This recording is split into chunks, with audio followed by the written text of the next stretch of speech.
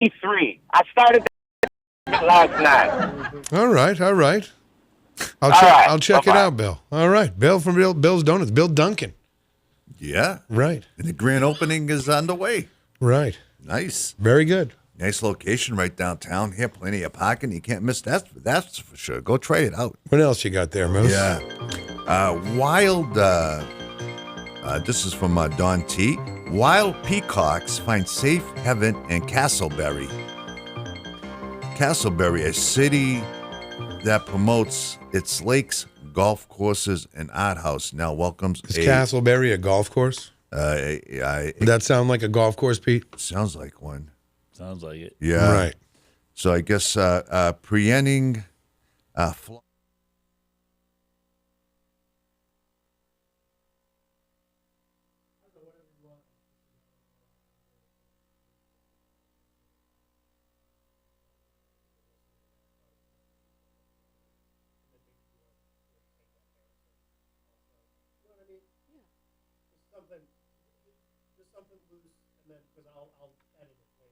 I'll say this is Eleanor and Andre from New Hampshire Underground, and you can say the tagline.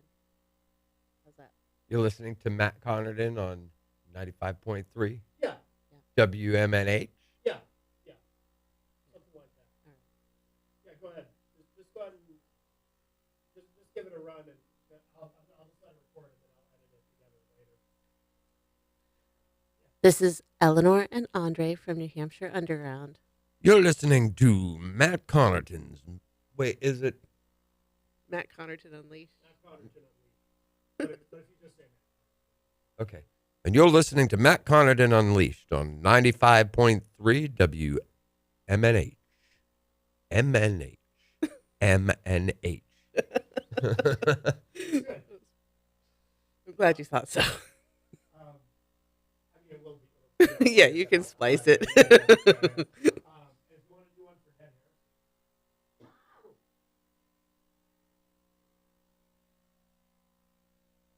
This is Dre the Undead from Dead Harrison. You're listening to Matt Connarton Unleashed on the morning show. No, not that one. The morning show's a different thing. It's just Matt You will Connarton. not have the morning show. You are listening to Matt Connarton Unleashed on 95.3 WMNH.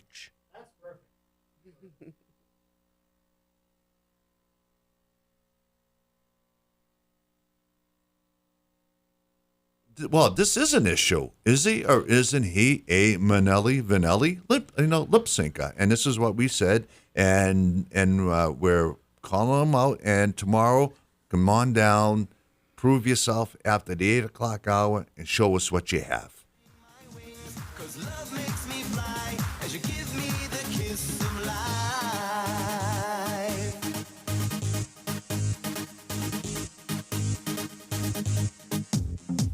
Your magic with such ease.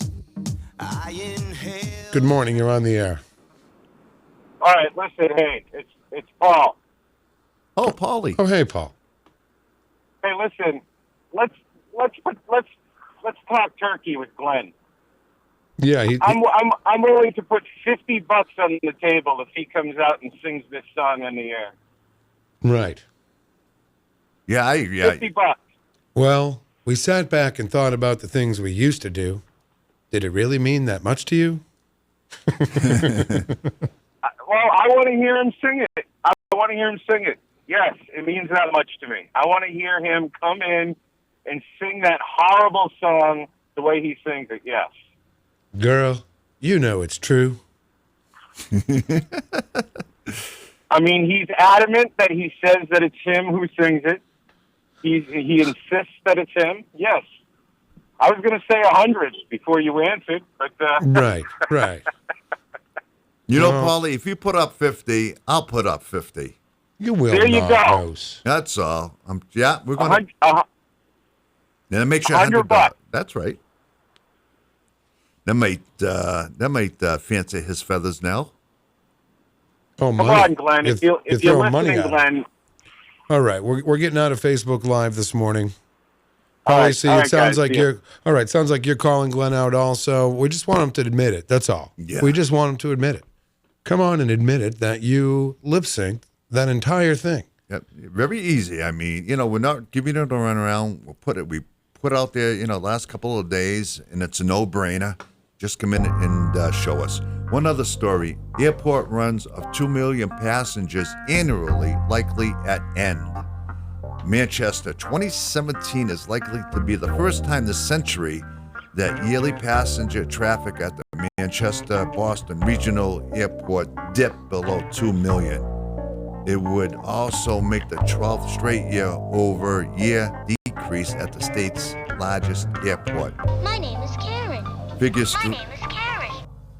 figures through, Get it over with. Yes. Figures through November showed 1,825,153 passengers has flown in and out of the airport, 2.8% fewer than the first 11 months of 2016. Oh, you're killing us. So, well, that's not good. I mean, hey, if every year Oh my there's going to God, be who less cares? passengers, hey, what if this airport goes out of business? It's not going to go out of business. Hey, wait, well, the biggest, once the Southwest decides, Why are you getting all huffy right at the end of the show? Southwest Trying is to end the show, and you're bringing up a whole other big thing. So go ahead. All right, hey, if Southwest ever pulls out of the Manchester Regional Boston Airport, we are done here. All right. Well, do a story on it tomorrow. I want to thank Mike Martineau for popping in today. Our friend Peter Fleming, thank you for hanging out with us. Always fun. Stay busy and definitely come by again. All right, folks, that's it. The morning show, wrapping it up for a Thursday. Thirsty Thursday. And Glenn, 8 o'clock tomorrow, right here, in studio, live. Oh, you want to be a tough guy?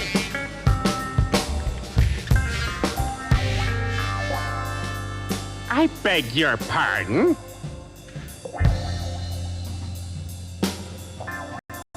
Can I finish my story, please? Where's your big comeback now, huh? Tough guy. Yeah, don't you feel embarrassed?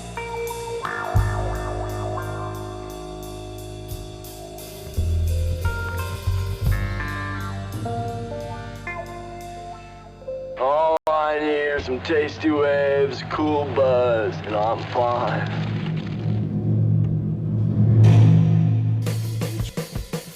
You are listening to WMNHLP, Manchester's radio.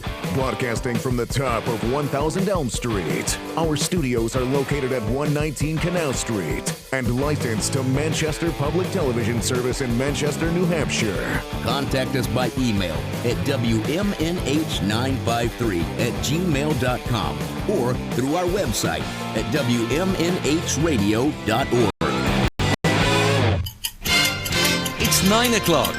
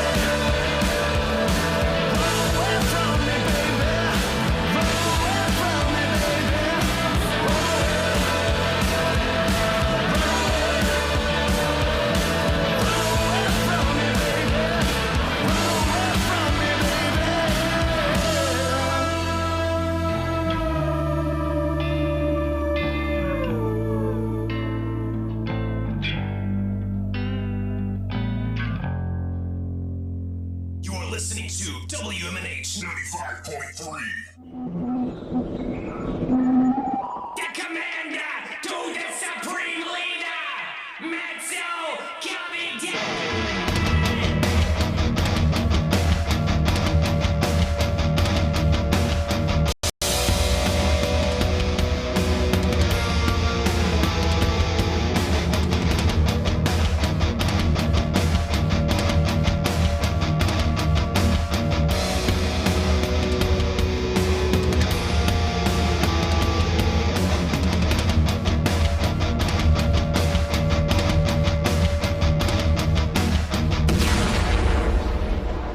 Good morning. Welcome, everybody. It's that time again. Matt Connarton Unleashed, and we are live from the studios of WMNH 95.3 FM in glorious Manchester, New Hampshire. Of course, you can stream the show from anywhere. Go to mattconnerton.com/live for all of your streaming options and social media links and contact info, etc., etc. Today is Saturday, January 18, 2025. That track that we opened with, that is a band called Flair.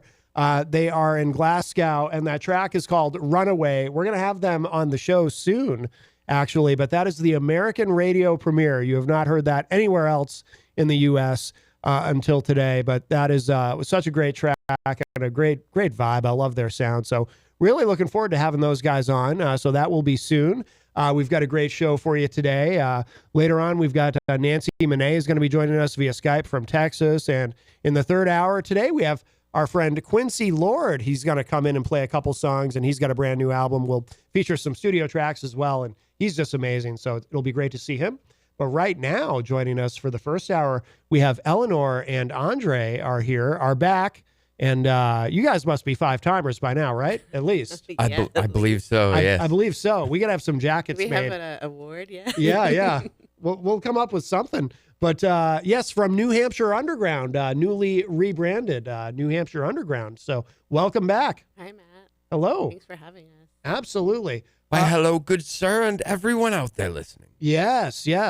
So what's been going on? Actually, why don't we get caught up on New Hampshire Underground? I love the new name. Thank you so much. It certainly rolls off the tongue much easier for me. You know, I remember I used to stumble over the old name. Yeah, everyone says the same thing. Like as soon as you say the new name, they stop, and then their eyes light up, and they're like, "That makes so much sense." Yeah. Yeah, it makes much more sense. Well, also too because of Terminus Underground, so it's more Right. it's more consistent, you know, from a branding perspective, I think. So, So tell us about the, however much you want to say about the change and the new direction. I mean, obviously, some things are the same. You know, you still have Terminus, which is an amazing venue, but just kind of catch us up. Yeah, things are actually much more cohesive now, and the vision is much clearer. So we just decided to take it in a little bit of a different direction, sort of, the same philosophy of really valuing the bands and supporting the bands, but providing more services to them as well. So we call ourselves now a micro entertainment complex. Oh, okay. And Andre can tell you a little bit more about some of the features that we added. Yeah. Yeah, we added a nice little, I mean, it's a smaller room, but I mean, we all know as musicians, sometimes a small room can be the magic room. Yeah. Because it puts you right in, everybody's on top of each other, and like, it puts that creative energy in The there. community jam space. So, Mm-hmm. but at the same time, it's like a really just, a lot of people can't go and afford to, say, rent a room Right. by the month, that they're only going to go and maybe play 2 or 3 times a month. Yeah, especially these days. So now it's providing a nice, at least a small room that's already got a drum set in there and a mixing board, pretty much a PA. Yeah. So you can bring in a couple amps. There's also a couple amps that are right there. Plug in. Make it really easy for people to just come in and be able to like practice a set before a show. Yeah. Or, do those little you got to try out another musician. Like, oh, let's just get together and we'll try it out here. Yeah. Yeah, before you have to commit to anything. Yeah.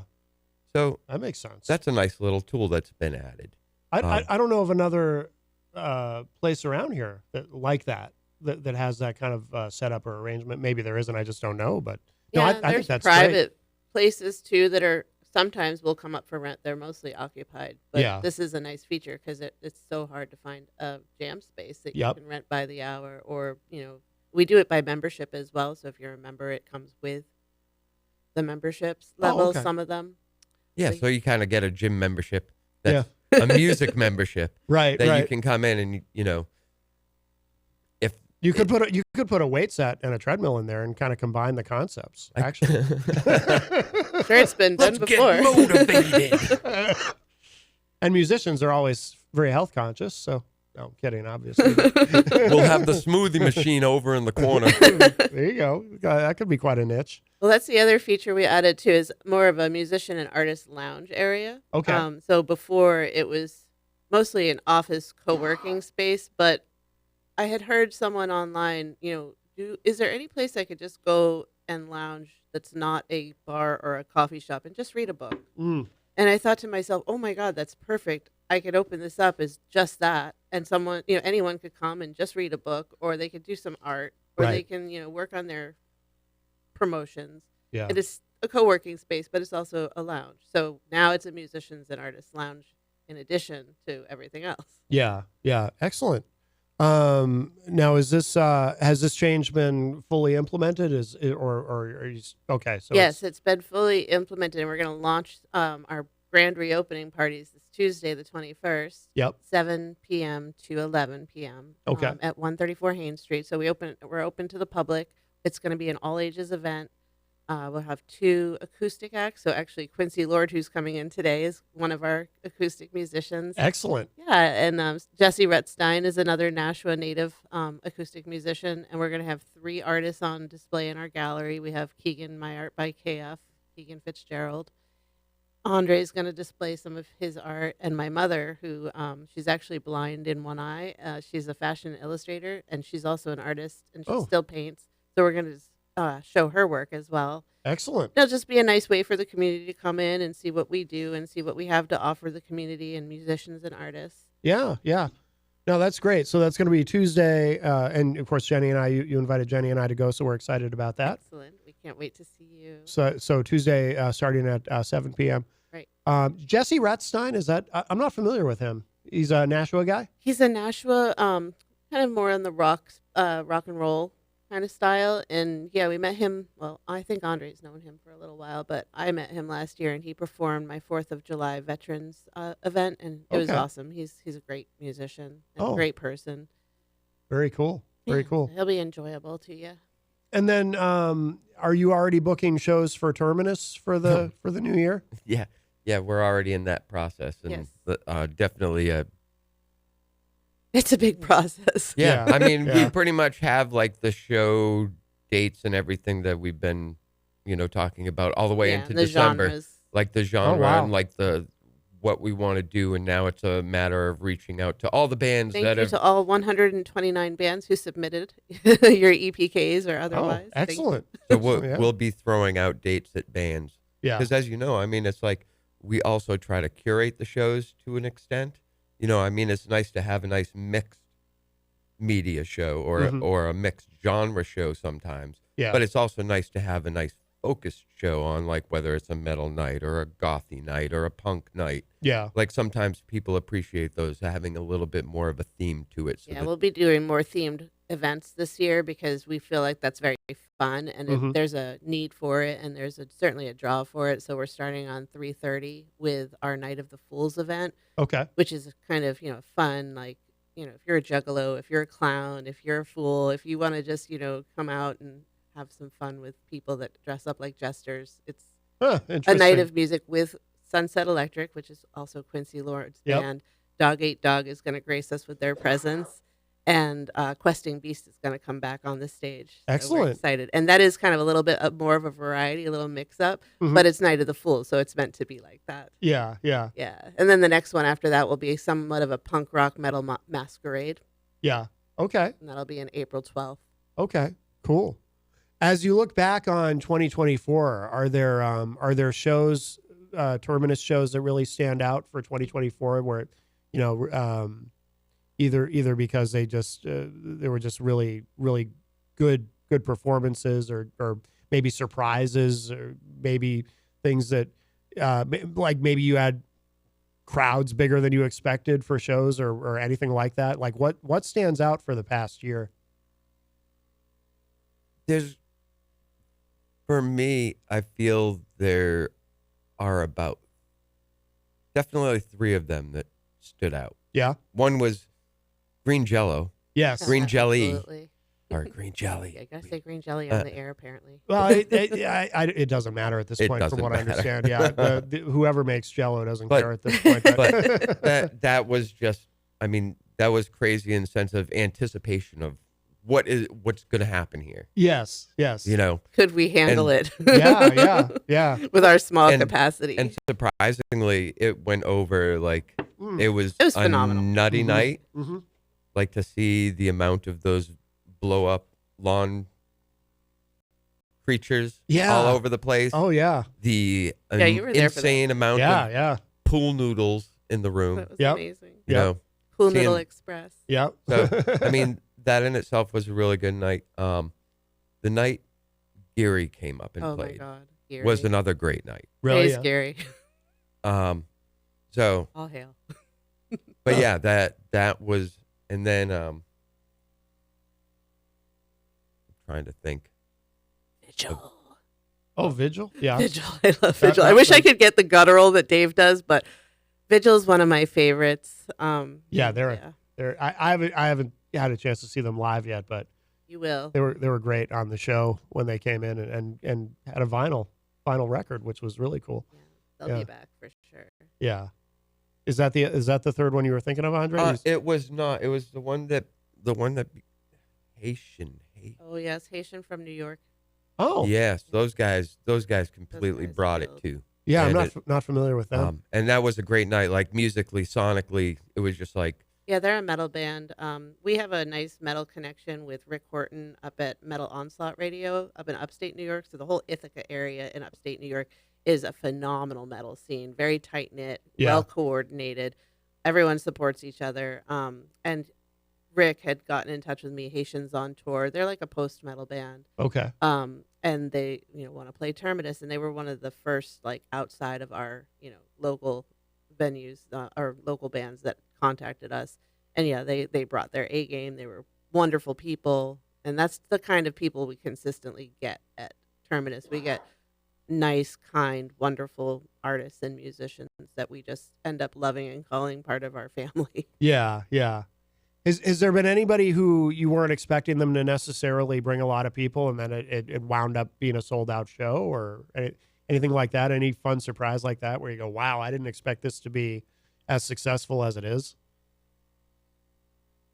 I mean, all of them, to me, success is relative. Like, success doesn't mean numbers to me. Yeah. That's the problem with this world, in my opinion, in the industry, is that numbers mean so much to everybody all Right. the time that they lose sight of what we're trying to do here. And for us, it's trying to support the music scene. Right. And we just had this conversation because I have a new intern. Her name's Sim Sir, and she's extremely good and extremely perceptive.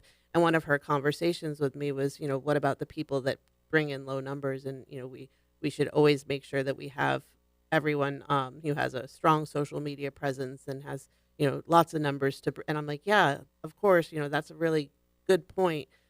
But at the same time, I also want to keep it open for people who are just starting out, who are Right. just beginning to develop, so I can help them. Right. And so it doesn't help me in my mission to just think about how many people as a success. Oh, of course. It's more, did people have a wonderful time? Are they going to talk about this forever? Are they going to be a customer of mine forever?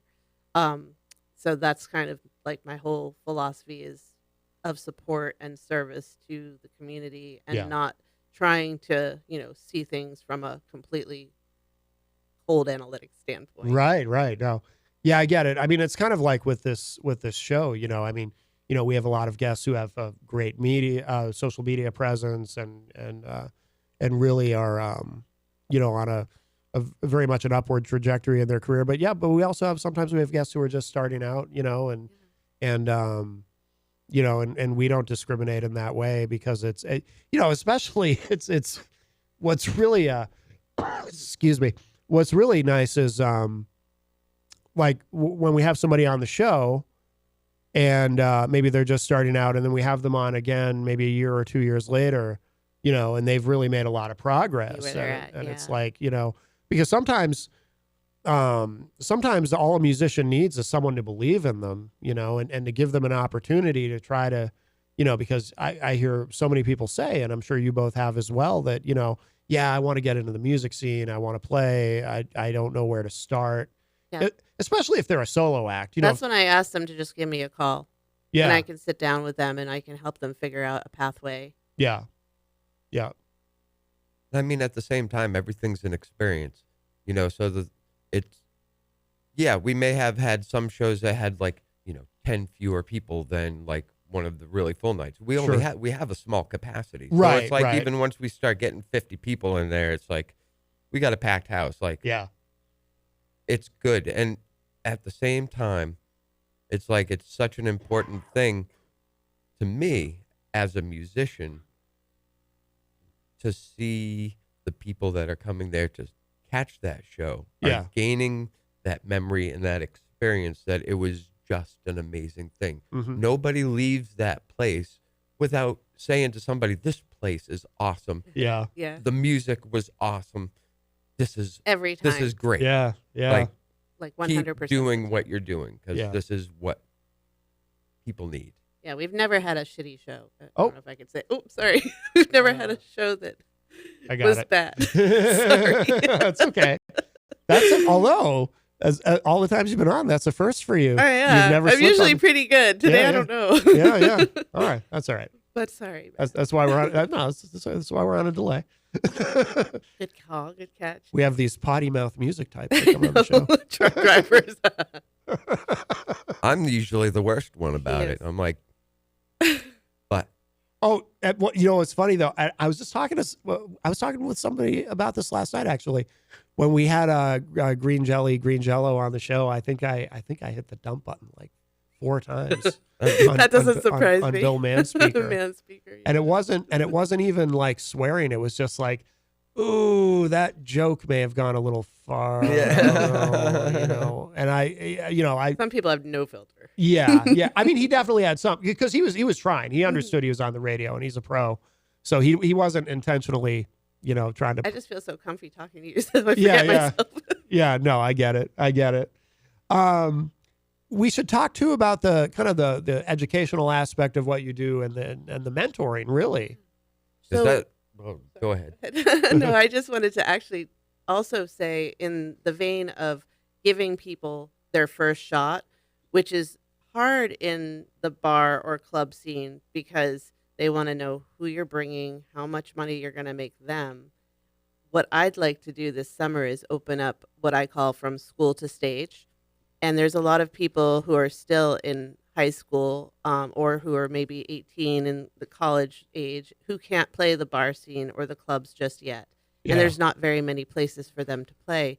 So I am going to open up from school to stage and have a launching point for all ages shows this summer, just as a series. I'm hoping to partner with Nashua School of Rock, which just opened up this last month, and have some of their musicians and students who are also in bands perform from School of Rock to our Terminus Underground stage. And I think that'll be a good platform to, get people used to being in a stage environment, in a professional stage environment before they get to, the next level. That's a great idea. Yeah, absolutely. Absolutely. Yeah, we're excited because there's a lot of punk rock shows that are all ages, and we haven't had that opportunity to do that yet. So it's kind of, that's the next step for us. Yeah. To do things we didn't do last year. What's like probably hard to pinpoint, but like what's the biggest thing or maybe a couple of things that you run into with especially with musicians just starting out that they need help with? Like what are maybe some things that most people just don't understand and you have to kind of help them and mentor them with? Some people don't understand anything. Yeah. Oh my goodness. Well, I've been at it for 25 years. So the language that I've learned over the course of, being the foundation of my own musicianship as a musician for the past, I've been a musician since I was 8 years old, but a sort of professional leaning working musician was for about 7 years of my life in the 2000s. But from that point, and then learning all of the things I learned when I went to Berklee School of Music for music business, I speak a language that people don't speak. So there's acronyms and, people are like, what's ASCAP? What's BMI? What's a pro?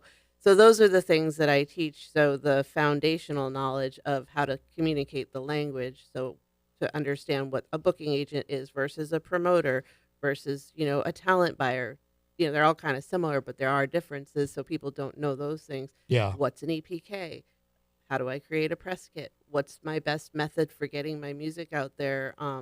Do I need to be all over the place or do I just go on Spotify? So there's a lot of different questions. And then there's also the level of data analytics, drilling down into their, websites or marketing schematics. And so from like nuts to bolts, I can teach you everything to a point.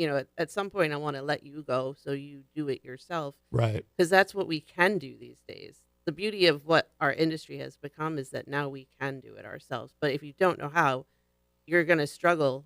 And some of the people that I am working with now have been musicians for 20 years, but never knew how to get any of that out of themselves. Yeah. Six Minds Combined is a perfect example. He is an amazing artist, a hip hop artist, and he never knew how to launch.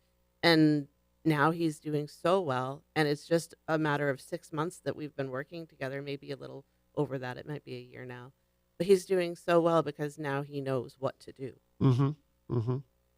No, that's excellent. And he's great. He's that song Running Through a Mansion is on my list of songs.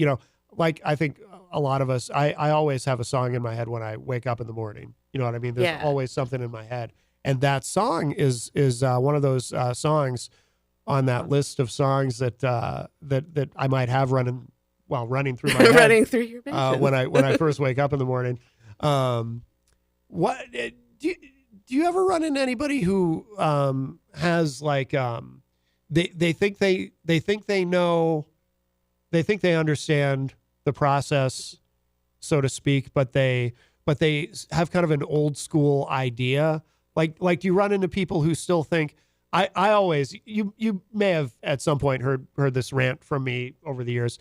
I've always liked to talk about the mythical record company scout, because someone who thinks that, and I run into this far less than I used to, certainly, but somebody who thinks that, okay, my band, we're going to play this bar every weekend. And one of these weekends, a record company scout is going to happen to wander in and they're going to be so impressed with us. They're going to sign us to this major label 10 album deal.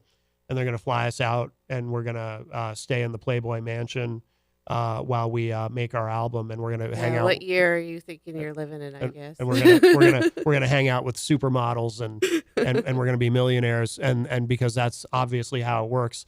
I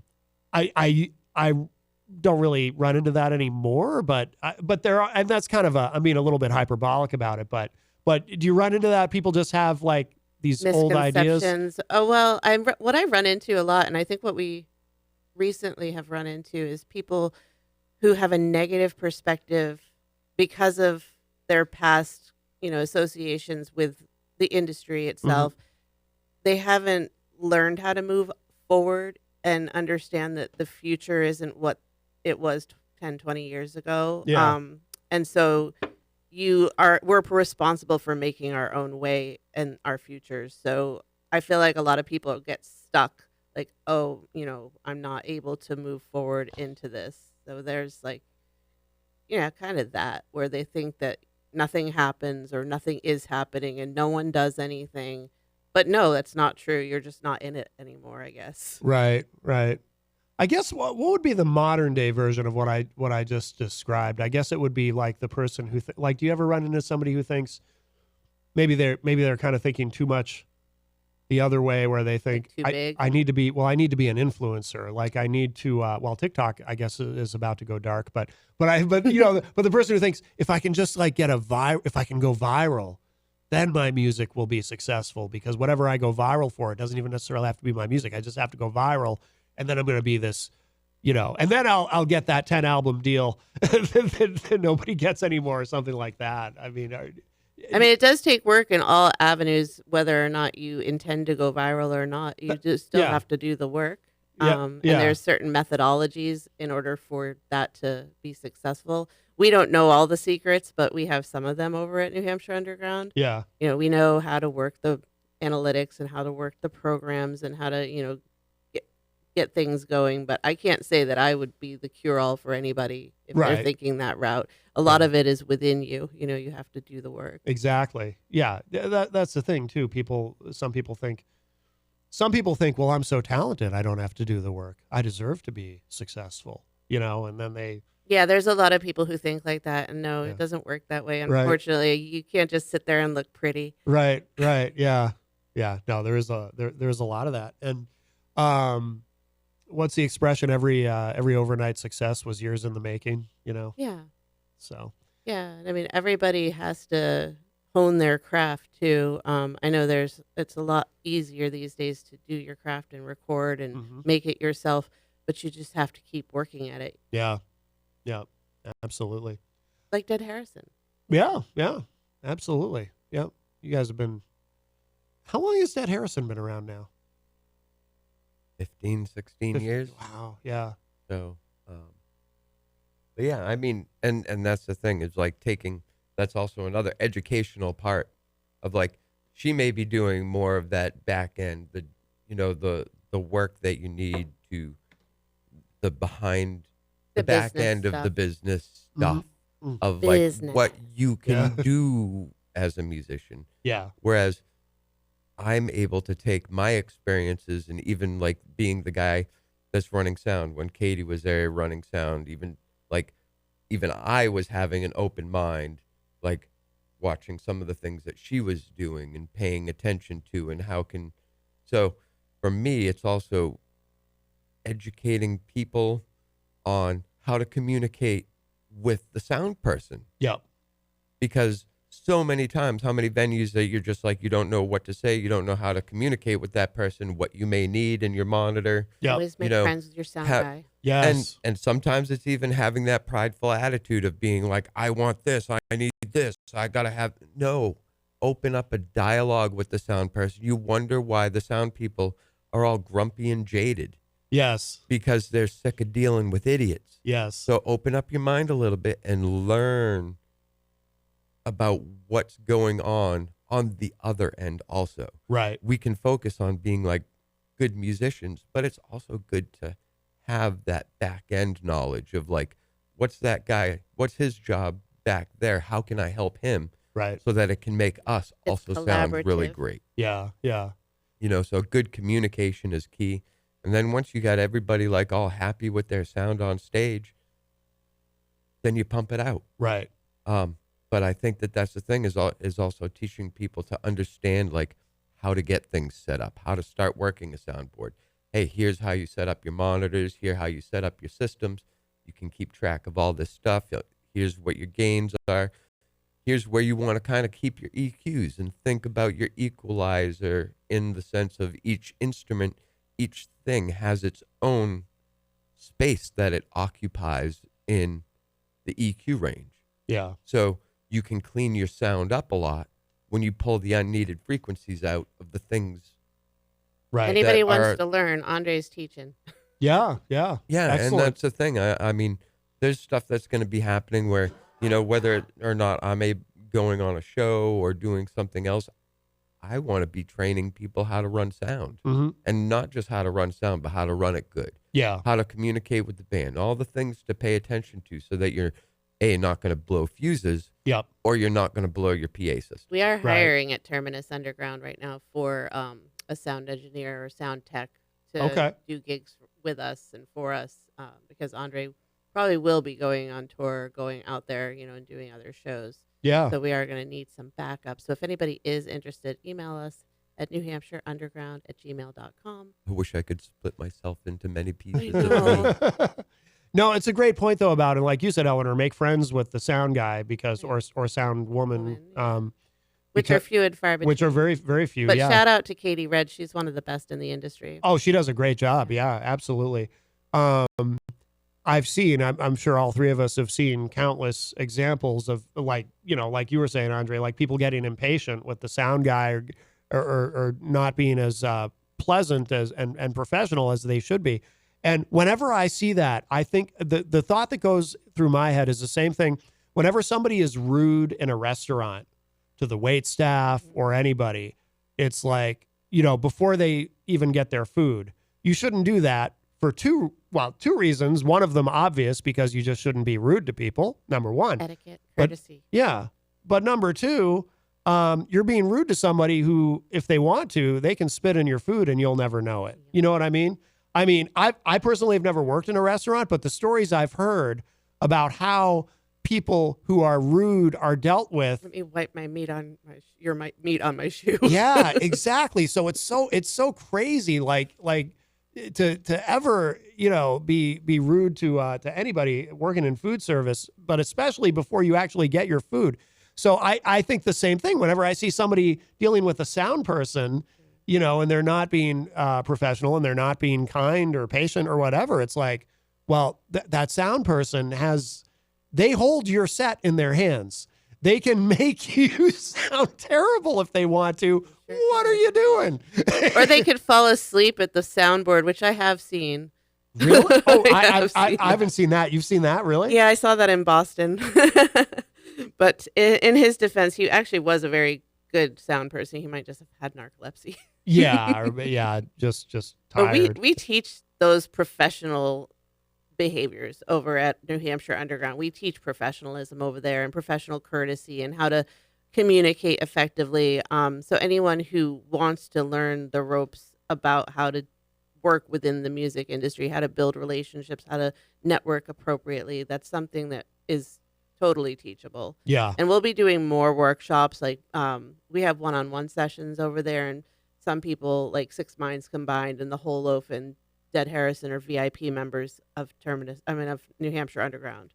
So they get like the top level of consulting with me. But then we have group sessions that we'll be doing as well that might be a little bit more cost effective for some people. Yeah.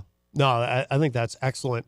By the way, so we've got some folks in the chat room I want to say hello to. One of them is Louis Tivey, and he made a couple of great comments. But I also, for those watching online, I got to put the, whoops. I see Lacey online. Hi, Lacey.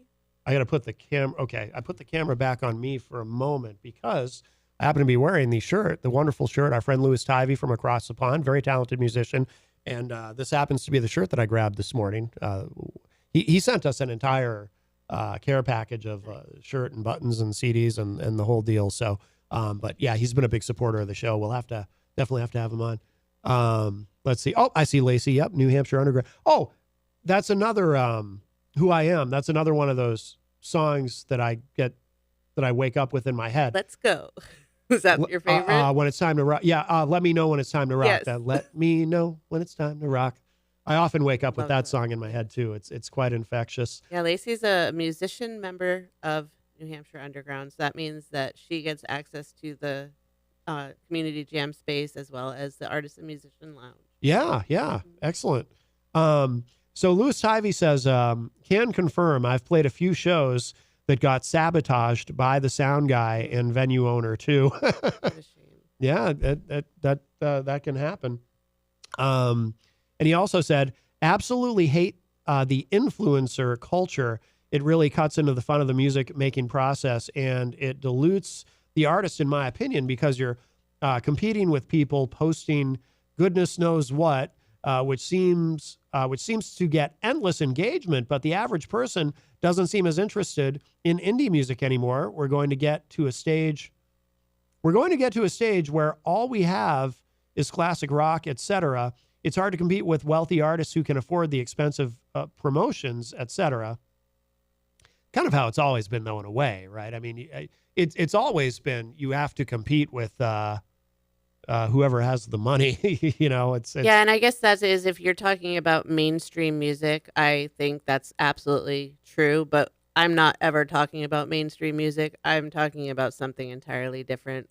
Underground music, independent music is outside the mainstream purview. You're never going to get to that level. It's just like us in Nashua with the Nashua Center of Performing Arts.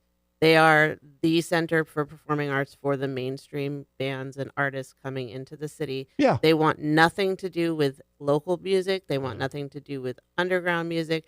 It's just not in their purview because it's not a moneymaker for them, and they don't see it as a viable industry. Yeah. So therefore, what else are we going to do? So I'm going to take the horns, and I'm going to create my own micro entertainment center that's created for underground artists and indie musicians to thrive in. Yeah. And it might not be as big and as, lucrative in that way as the mainstream operations, but it might be more successful in other ways. And I think people need to redefine their levels of success in their minds.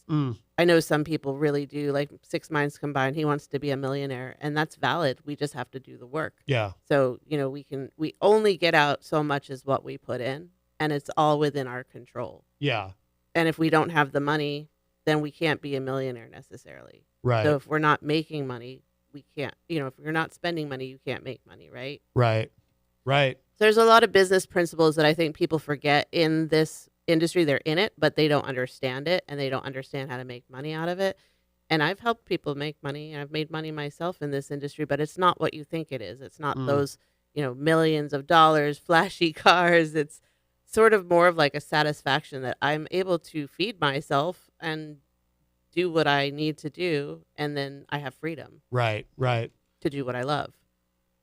Bruce Heberlin is in the Facebook live chat, of course, from Legion of Solace, another organization that does music promotion. And Bruce says Green Jello is booking for 2025. Bring them back. Yeah, we'd love to have them back. Oh, my God. That would be wonderful. Yeah, Terminus Underground got a little spot for marketing on the Pool Noodle Express bus, the tour bus. That was really fun. Yeah, that's awesome. That's awesome.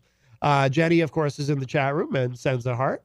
Good morning, Jenny. Yeah, Jenny had quite a week. So if you follow her social media, she's been doing some great stuff. But Jenny, thank you. We're so proud of you. Thank you so much for standing up for people. Absolutely, yeah, it's important. And Jason Fedderson, of course, one of our great friends from the state of Vermont, is in there. Hello, and I can't read that question on the air, but the phrase "new direction," I think he misunderstood it.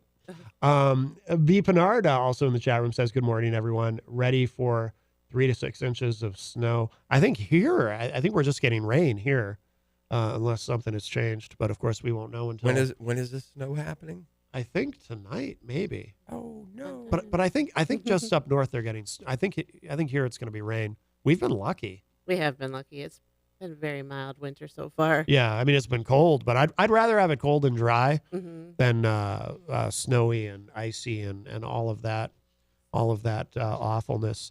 What were you I was going to say that's one of the reasons why Terminus Underground is only open after March, is because we have this really horrible hill that gets very icy. Oh, I didn't even think of that. Even if you plow it, still has ice patches that aren't very safe, and we just want to make sure our community is safe. Yeah. But it also gives us time to reflect on the year and kind of regroup too and make things even better. But at the same time, yeah, it's a lot of safety issues. That part never occurred to me. Yeah. Yeah, and I mean that's another overhead expense if you're going to have, people come in and plow and salt. Yeah. Like even for me, if I have to do the salting out of pocket, that's a big area to salt. Yes, it is. Yeah. That's all. That's some that's some pallets of salt that I have to actually have over there. Yeah, yeah. So it's just like, yeah. That's funny. Yeah, I didn't even think of that. Yeah.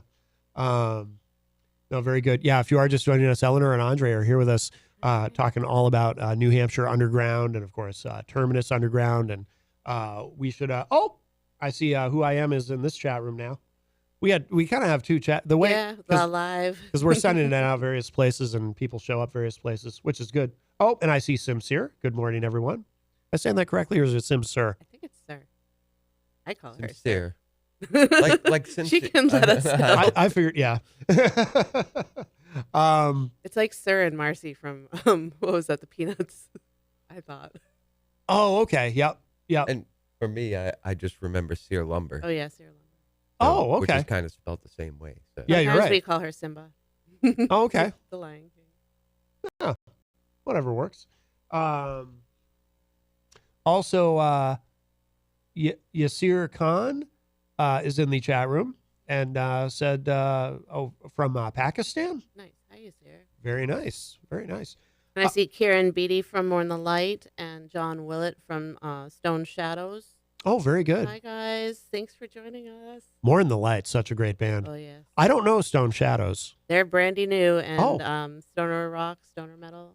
They're in the building and they're going to launch at Terminus, I believe, in May. Excellent. Oh, very cool. Good. So what now? Have you announced the? Obviously, there's the. What do you call it? You're not calling it a grand reopening. What do you call it? It's a grand reopening party. Oh, okay. Yeah, so it'll be a tour. You get to like come in house. and open. It's an open house. Open house. We're gonna have a little cheese and wines, and then we'll do a tour of Terminus Underground, the club, and the Musician and Artist Lounge. You'll get to see that, and the workshop podcast space that we have. So we have more of like a multi-purpose space in the second room now, which can be used either for art workshops or podcasting. And then downstairs is the community jam space. So we'll give you a full tour. We can talk about membership and what that entails. It's very accessible because there's all sorts of price levels for, whatever you're looking to do with yourself or your music career. If you're just looking for a place to hang out, it can be as low as $20 a month. Yeah.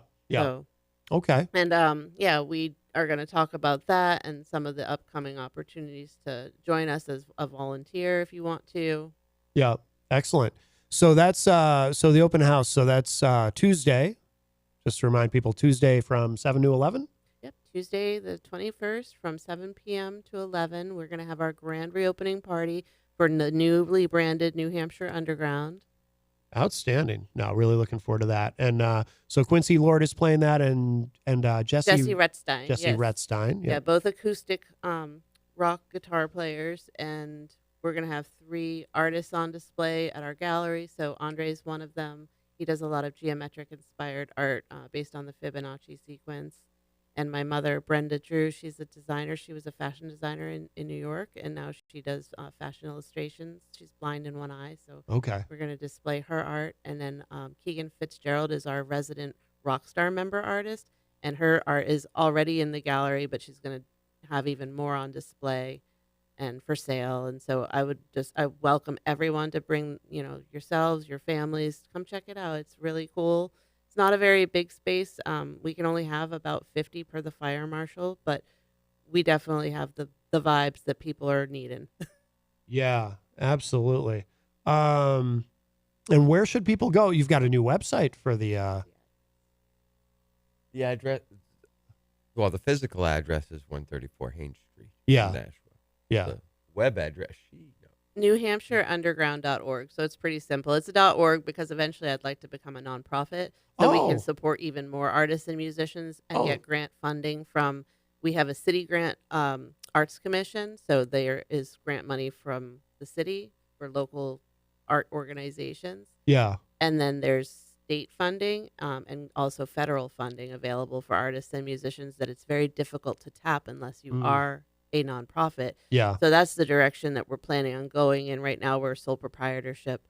But we want to kind of level the playing field. So every time someone comes and plays at Terminus, everybody gets paid. Yeah. We all split it evenly. It's not like, you get $7 because you showed up in the club didn't do their job in promotions. Right. Everybody has to pay a ticket price of $15 or 20 for our VIP pizza, VIP tickets, and we split it all evenly between us, the sound person, and the bands. Okay. So it's good because people are there to have a good time, but then they're making a little bit to take home with them as well. Yeah. Because everybody's doing work. Yeah. Yeah, everybody exactly. works. Exactly. So it's definitely not about making a profit. Right. It's about everybody is worth something. Right. Like all the work that we do, so it's good all across the board because it gives everybody that incentive. We need everyone to feel valued and valuable Yep. because we're sick of the industry standards.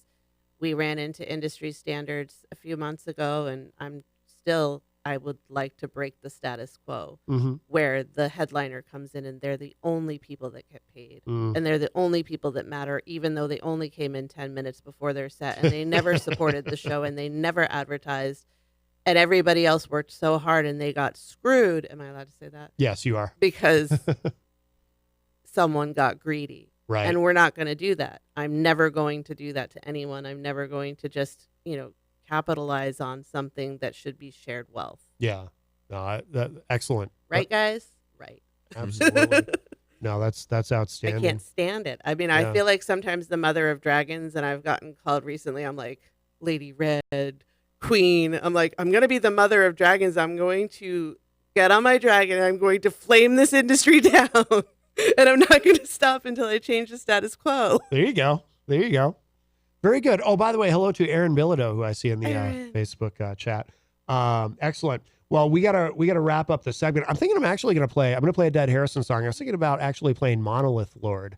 Oh, there you go. Yeah, that's the best song. I love that song. Yeah. I think we'll go with that. But thank you both so much. Of course, New Hampshire Underground. Very excited for 2025, and yeah, come on down. Jenny- 134 Haynes Street. and Jenny and I will be there Tuesday night. Really looking forward to that. So, and NewHampshireUnderground.org is the new website. Check that out. Eleanor and Andre, thank you both so much. Thank you Matt. for having us here. Absolutely. And we Thank will. you, everybody, for watching. Yes. And if you're listening live on Saturday, stick around. We have Nancy Manet coming up. She's going to be Skyping in from Texas at the top of the hour. But we will end this segment with this is Monolith Lord, and this is Dead Harrison. What was this amazing power that could turn people into stone? That could suddenly turn inanimate rocks, stones, monoliths into growing, spreading, expanding monsters, threatening to engulf whole towns and cities, to bury all civilization under an immensity of weight beyond all calculation.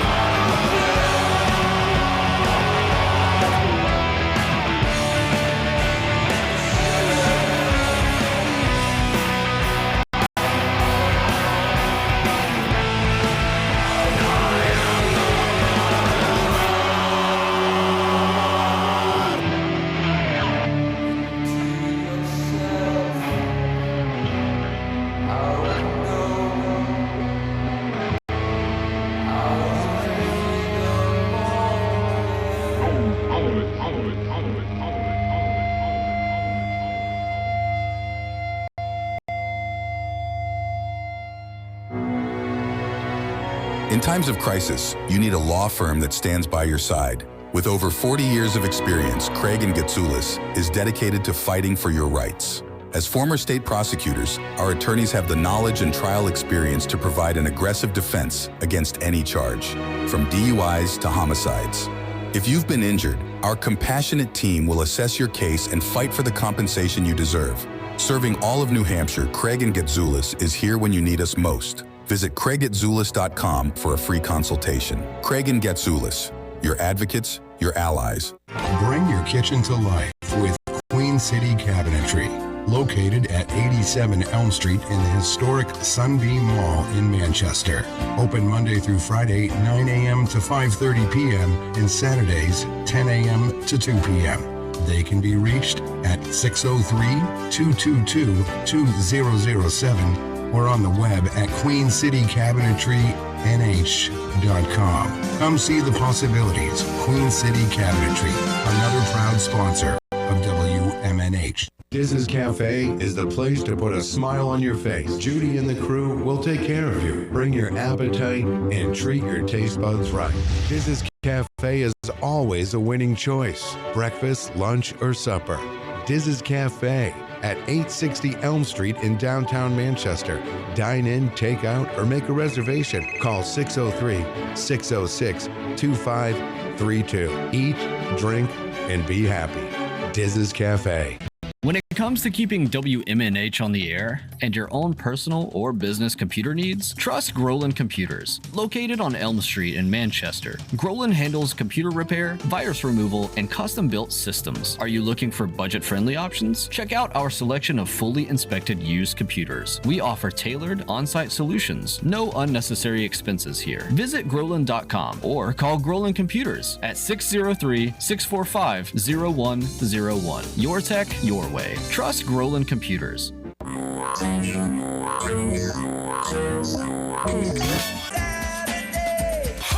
Midnight. 7 times out of 10, we listen to our music at night. Thus spawned the title of this program. Late Night Delight with DJ Midas, right here on WMNH Manchester. You wanna know why? Because I'm on the radio. Saturdays and Sunday nights, midnight to 4 a.m. This hour on WMNH is sponsored by CGI Business Solutions, located at 5 Dartmouth Drive in Auburn. They serve all your business needs, including employee benefits planning, corporate design and business administration, investments and wealth management, and customized business insurance solutions. Their phone number is 866-841-4600 or on the web at cgibusinesssolutions.com. Behold the harmony of airwaves as you immerse yourself in the captivating frequencies of WMNH-LP, the sonic heartbeat of Manchester, transcending through the ether at 95.3 megahertz frequency modulation. Our transmissions emanate from the zenith of 1000 Elm Street. Venture into the heart of our creative realm at 119 Canal Street, where innovation and sound collide. We bear the imprimatur of Manchester Public Television Service in the venerable city of Manchester, New Hampshire, USA. Enrich your auditory journey with the depth of our licensed residents. Dispatch your missives to WMNH953@gmail.com or traverse the virtual corridors of WMNHradio.org. Engage with our sonic vibrations by communing with us through the digital channels. Your radio beckons, eager to enthrall you with its mesmerizing cadence and envelop you in a symphony of boundless auditory wonder. WMNH, rip the knob off.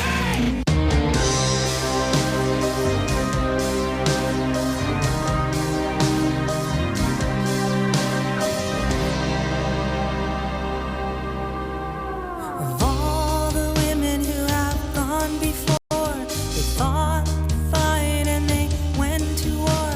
They paved the way with their tears, their heart and laughter, despite their fears, yet to come full circle to where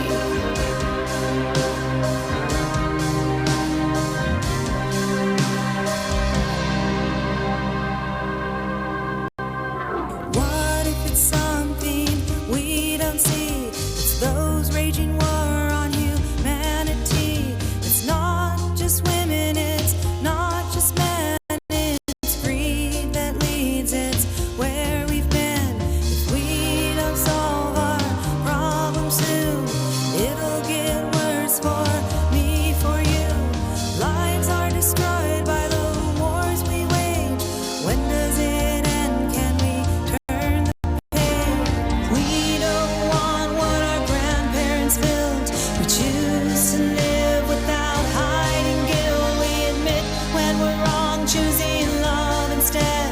We solve our problems or end up dead. Oh, we don't want what our parents thought they could do without getting caught. I'll be for you and you'll be for me.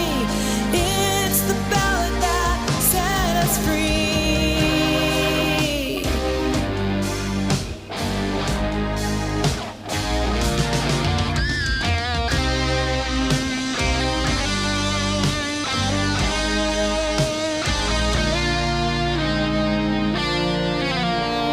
We don't want what our grandparents built. We choose to live without hiding guilt. We admit when we're wrong, choosing love instead. Solve our problems or end up dead. Oh, we don't want what our parents thought they could do without getting caught. I'll be for you and you'll be for me. It's the ballot that set us free.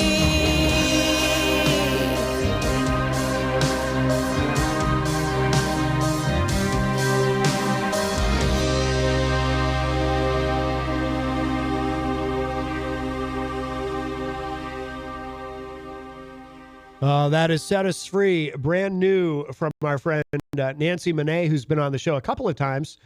She's Skyping in from Texas. Nancy, are you there? I am. Good morning, you two. Good morning.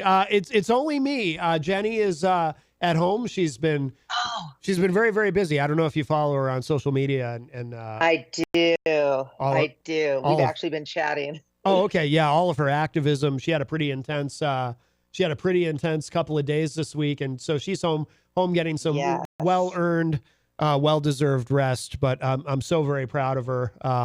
Oh yeah. Yeah, she's Yes. she's doing Well, great. she sent me a text and the picture from her in front of down in downtown Manhattan, in front of the stock exchange. And yes, I got teary-eyed when I saw her picture, because part of the lyrics in Set Us Free talks about greed. And Yep. when our friends and our family and our neighbors and even the strangers we've not met yet, but they're citizens of this country, do not have access to health care, but record profits are being recorded, I'm not sure. I'm not sure we're doing it right. Yeah. I'm Yeah. I'm absolutely completely sure we're doing it wrong. That's correct. I'm absolutely I have no doubts whatsoever That's we're right. doing it wrong. That's right. But no, I love the song. Thank you, Matt. Set Us Free, and this is new, right? Or this is relatively Brand new. new. Brand new. Yeah. I actually, while recording the debut album, I was working on the next one, and so this was written. I love this song for a lot of reasons, but also like where it came. I was sitting at Criteria down in Miami. We wrapped early, and I had time left over to just noodle around on the piano, and I had this concept. Actually, when I flew home from London from recording at Abbey Road, I thought, I want to write a song about women and what we've been through, and whose fault. We point a lot of fingers, right? And is it the man's fault? And I'm like, it's not just women, and it's not just men. It's and I just started writing, and then when I got to Criteria, I sat down on the piano, and the melody came, and it was slotted for the next album. So this is this is actually the first song on the upcoming album release that will be later this winter, I think early spring. Oh, Gonna come out. outstanding. Yes, What's the album called? Do you have a title? I do. Yeah. So look for Paths, Paths. Okay. Yeah, that'll be coming out. How many? A couple more singles will come after that, but Yeah. after this one, but then the album will drop probably sometime in April. How many? Do you know how many songs are going to be on it? On that one is 9. 9. Okay. So is the album completely done? It's just Yes. excellent. Yes, it is. In fact, we're finishing number 4 right now in the studio. Okay. So, yeah. Wow. Yeah. Been a little busy. Yeah, no kidding, huh? So since we last talked, according to Skype, it was according to Skype, it was 10 months ago, but then there was also that time you were here in studio with us.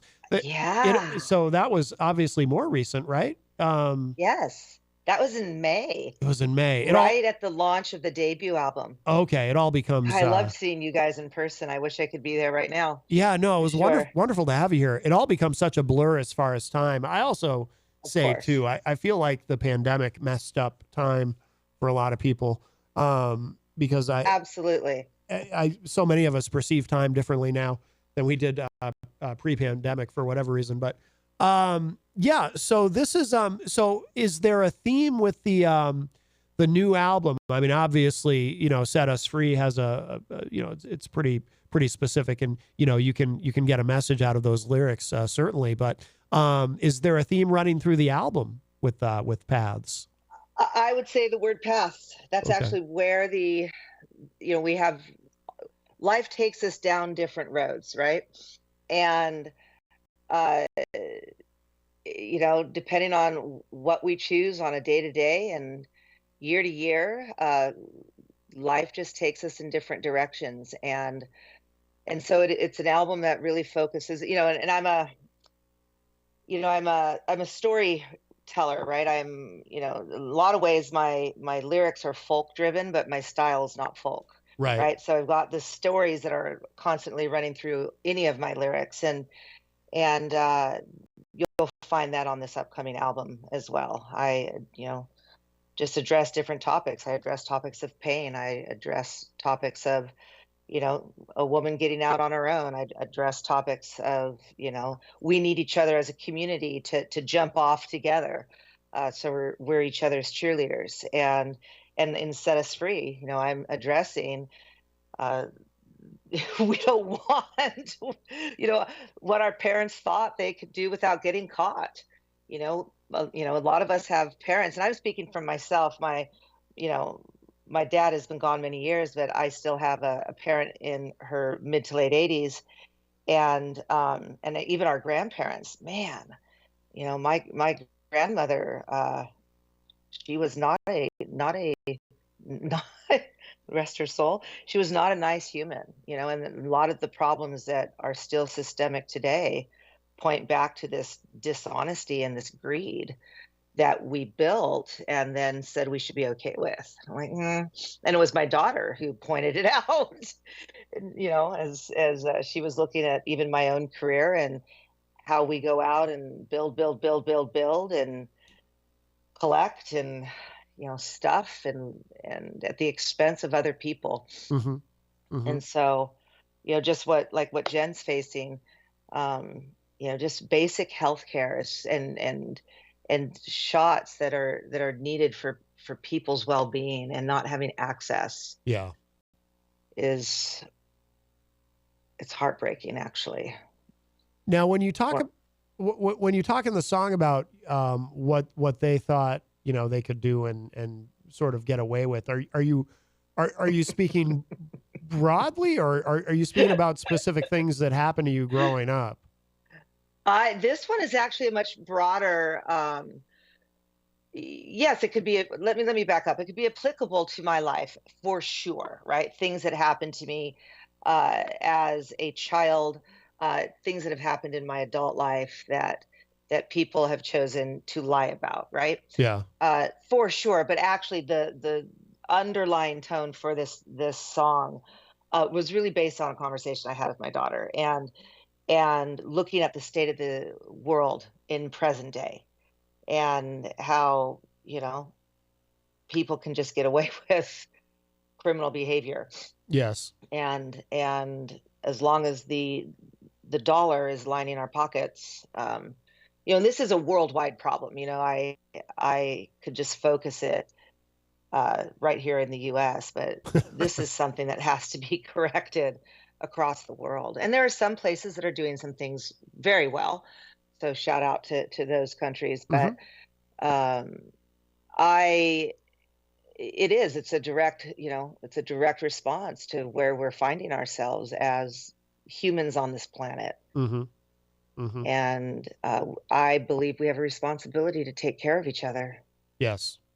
It's not just what's in my retirement plan. Right.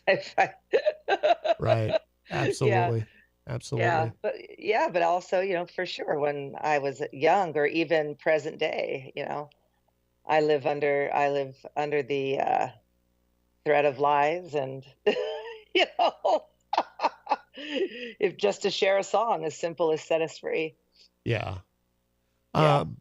Do you have a relationship with and obviously some of these things we've talked about in previous conversations, but for people who are hearing me speak with you for the first time on the show, for newer listeners, I can't recall exactly what you've said about this, but do you have a relationship with anyone from your family growing up, or is I do not. Okay. Not well, and let me back that up. I do with an aunt who really just pioneered the way as a single woman, has been single her whole life. Started as an airline attendant way back in the early 60s, and so she's lived her whole life as a single woman and has really paved the way for a lot of us women. And but other than my aunt, I do not, and not without trying. And I'll tell you, I went last Christmas. I went to share a Christmas song that I had written with my adoptive mother, and I was greeted in the driveway by my adoptive brother, who just lit me up. Yeah. Just screaming, yelling, you won't sing about. I'm like, sing about what? I'm literally here to share a song about Christmas in our hearts all year long. Yeah. And I have, I lean towards empathy and compassion, especially, I just lean towards empathy and compassion in general. But yeah, a lot of us have parents, siblings that are mentally ill, and that mental illness, while they don't get access, right, there has to be boundaries. They deserve compassion. Somebody who suffers from any mental illness, it's torturous for them, but the havoc they wreak, is real, and boundaries have to be in place. And I tend to lean towards the hopeful, right? Yes. And I went and shared, and the debut album was coming out, and it was a firestorm and threats. You talk about anything, we'll sue you. It's like, well, Merry Christmas. I was shocked. Yeah. And I thought, where on earth are they getting this narrative about like what they're screaming about? And then I realized it wasn't, until probably days later, because in full, vulnerability, Matt, I left and just burst into tears. And they live in Southern California, so I left, and drove, and I was way down, driving through Camp Pendleton, heading to San Diego. Yeah. And I drove until I got to that rest stop that there's a break there on the coast, and I just bawled. I just went, wow, I'm hopeful. I believe that people can grow and change. And then, whoa, there I did it. I walked right into it. Yeah. And didn't see it coming at all, because I truly went to share a song of hope. And part of the Christmas song I wrote, Spirit of Christmas, focuses on, an older person being alone on the holidays. Yeah. Kids are grown, spouses, are gone for whatever reason. And it identifies with my mom, and yet that wasn't the focus. So yeah, but I figured it out. I figured out why they were so upset, because I had a promo video that talked about being pinned up against a piano at my cabin, which I'm referring to my abusive ex-husband. Mm-hmm. And my brother literally thought it was him. Oh, right. I remember now when you told this story before. Because we had a cabin in the local Big Bear Mountains growing up that had a piano in it, and he had actually done that, and I had forgotten. And so, as it's all coming back, and of course, now I'm calling my counselor, and it was like, wow, okay, you guys are threatening to sue me if I continue to sing and share stories and bring hope. And there's forgiveness for the past. It's the past. I can't be doing what I'm doing now if I can't embrace forgiveness and wholeness. Right. I'd be writing a lot angrier music, trust me. You know what's kind of wild is so you have something very much in common with another recent guest who we had, an author, Natalie Mosley Klonotic, who was actually on last week. So she's an author, and we had her on because she had written a book about her son has CRPS, complex regional pain syndrome, and which is what Jenny has. So that's how we met Natalie. But she's written several books, and one of the books she wrote, and forgive me, I can't remember the exact title, but it has to do with her family and the term, and I'd never heard this term before, narc attack, because I guess I think it was her mother was a narcissist, and sure. and Natalie, for reasons not unlike your reasons, Natalie has no relationship with her family who she grew up with, and so narc attack refers to the narcissism that she had to endure from her family. And I had never even heard that term before, narc attack. I mean, I think we might have called that when I was in high school. If hey, that kid narked us out. We should give him a narc attack for doing that. But I'm kidding, sort of. Yeah, but I know. I think we're in the same age group. I'm like, I think that had a very different meaning. Yeah, Matt. yeah. When I hear the term narc, I think of something different. But absolutely. But some of the things, and I remember thinking this too as Natalie was speaking on the show about her experience.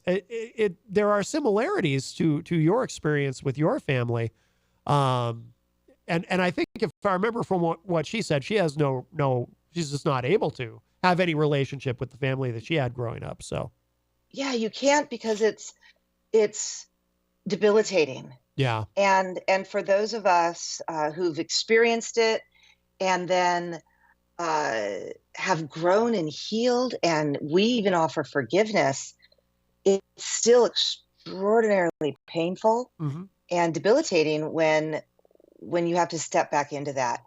And I would absolutely put my adoptive brother in the narcissist category. In fact, it was a huge eye-opener for me, because I really have had no relationship with him since we left the home and left high school and we all went out on our own. Yeah. He actually was very troubled in his teens, and he should have had narcs called on him. Yeah. Yeah, he was just really in the thick of drugs and alcohol, and just really struggled for the rest of his life. But my adoptive mother has borderline personality disorder. And so that's on the spectrum of narcissism. Yeah. And so, somebody's always the bad child in that scenario. And, it doesn't matter how good somebody is as a child or an adult, if that is, what they're facing with parents or siblings, there's nothing you'll ever do that's good enough. You can't win. It's an absolutely, it's a no-win situation. There isn't. And so, there's a very popular belief, and it's difficult, Matt, because we want to be close to our family. And, that blood is everything, and that you never, and I'm like, you know what? It's not. We deserve to be treated with respect, and we deserve to be treated with love and kindness and understanding, and for how we show up in the world. And if our families do not give us that, and we're under attack or we walk into abusive situations, even as adults, we don't have to stay and we don't have to have relationship. Right. It's very, very, and you talked about it a little bit. It's very difficult when, you know, they're mentally ill, and so obviously it's, in a sense, well, I shouldn't say in a sense, it's not their fault that they're mentally ill, but so of course you want to have love and compassion, especially when it's a family member, but that doesn't mean you're obligated to let them drag you down. And it also doesn't mean that, you know, I mean, you have to protect yourself ultimately. Correct. And they may not understand that, especially if there's narcissism involved. They won't understand that. They're not capable of feeling that empathy. And again, it's not their fault. It's how their brain is wired. But ultimately, you have to do what you have to do. You have to protect yourself. You have to protect, you know, in your case, you have to protect your daughter, you know. Yes. So it's very, very tricky. I'm not even sure how I would handle that if I were in that situation. I mean, fortunately, I have good relationships with my family. I didn't. That's beautiful. I did have a step parent. I'll keep it vague in case not that I think they are listening or care about anything that I do, this particular individual I'm thinking of, but I did have a step parent growing up who exhibited a lot of strange behavior, and in some instances, I think definitely was unreasonable to deal with, shall we say? But that individual also was mentally ill. They had multiple nervous breakdowns and so forth. So I try to keep that in mind when I think about, you know, certain interactions that I had with that person when I look back as an adult, or even when I was growing up, and I would think, well, that's kind of messed up. You know, and I don't think I deserve, and I don't think I deserve the way I was just spoken to. And, you know, I think I was being the mature one in the relationship, whereas they're the adult, but you know, but again, I try to look back at that with, well, I don't know what was going on in their head and exactly, and I'll probably never understand it. And it's not like I have any contact with that person today. I don't, and haven't for decades, not because of any sort of intentional separation, but because just they moved away, and I don't, you know, I'm one of those people who I don't, I'm not the guy who's going to reach out and say, hey, we haven't talked in a long time, just seeing how you're doing. Not because I don't care, but because I'm just not the person who does that, you know. So if they reached out to me, I would talk to them. Certainly. I don't have any anger or resentment, but well, you know, Matt, I love that you said that, because even now, if certain boundaries were respected, I would have, you know, my door is still open. It's, you know, one of my counselors said to me, somebody that I've moved, and somebody from Washington State that I used to see, she said something about, you know, as we were working through how to have a relationship, or what does it look like in a relationship with a family member that's a narcissist, a parent, you know, for instance, or borderline personality disorder. And one of the things she said was, you know, you have to look at yourself, like your body, or you know, who you are is like a castle, right? And you've got this moat around you. So this body of water that circles us, right? And then you have a drawbridge. And the drawbridge for access to you are those boundaries, whatever you need for yourself to feel safe, emotionally and physically. Because, you know, many of us, I have been the subject of not just extreme emotional abuse, I have been the subject of extreme physical abuse. Yeah. And so now, do I fear physical abuse from my 85-year-old mother today? No, of course not. The emotional, absolutely. Do I physically, you know, when I was in the presence of my adoptive brother, did I absolutely fear for my life physically? Yes. Yeah. He was off the chart, like just crazy and angry. I was like, wow, I felt like I was, you know, 13 years old again. Yeah. But there's access for relationship if these boundaries are kept. And if you do not keep these boundaries, the drawbridge is up and you do not have access to me. So I have lowered my drawbridge many times and said, hey, here is how you have access to a relationship with me. And they are constantly violated. Yeah. And so, like, even this year, Matt, I got a Christmas card and I kind of joke. I'm like, gosh, Mom, could you just leave it to Hallmark? just leave the sentiment to Hallmark. We do not need to add, this is the second year in a row, nastiness. Right. and I keep thinking, I'm like, but I wrote Spirit of Christmas for you. I'm like, oh my gosh. I'm like, okay, let's move on. And, but yeah, I think that's, where I land on it. I know and I respect some of my friends who have like zero, we have no contact. Like, okay. We all have to do what we need to do to feel safe for ourselves and for the loved ones around us that, whether they, my kids are grown and gone, but I'm still a mom. Yeah. I'm still very protective of, and they can fight their own battles, but, I think all of us who have kids, it doesn't matter if they're 30 plus, touch my kid and you're going to see a whole different person. Right. Of course. Of course. Yeah, absolutely. Do you hear, as you've released, because you've released, how many albums do you have at this point? You've released a few, right? So I have only released the debut, but I've got, them in queue. Oh, okay. Gotcha. Yeah. So since the debut, and by the way, one of them was considered for a Grammy nomination. Is that correct? It one was of the tracks? or a Grammy consideration. So the Nancy, it's self-titled, so it's Nancy Manet, and it's my debut album. The one that I came in and chatted with you about those couple times, that did receive Grammy consideration this year, and for Best Rock Album and Best Engineering Non-Classical. And I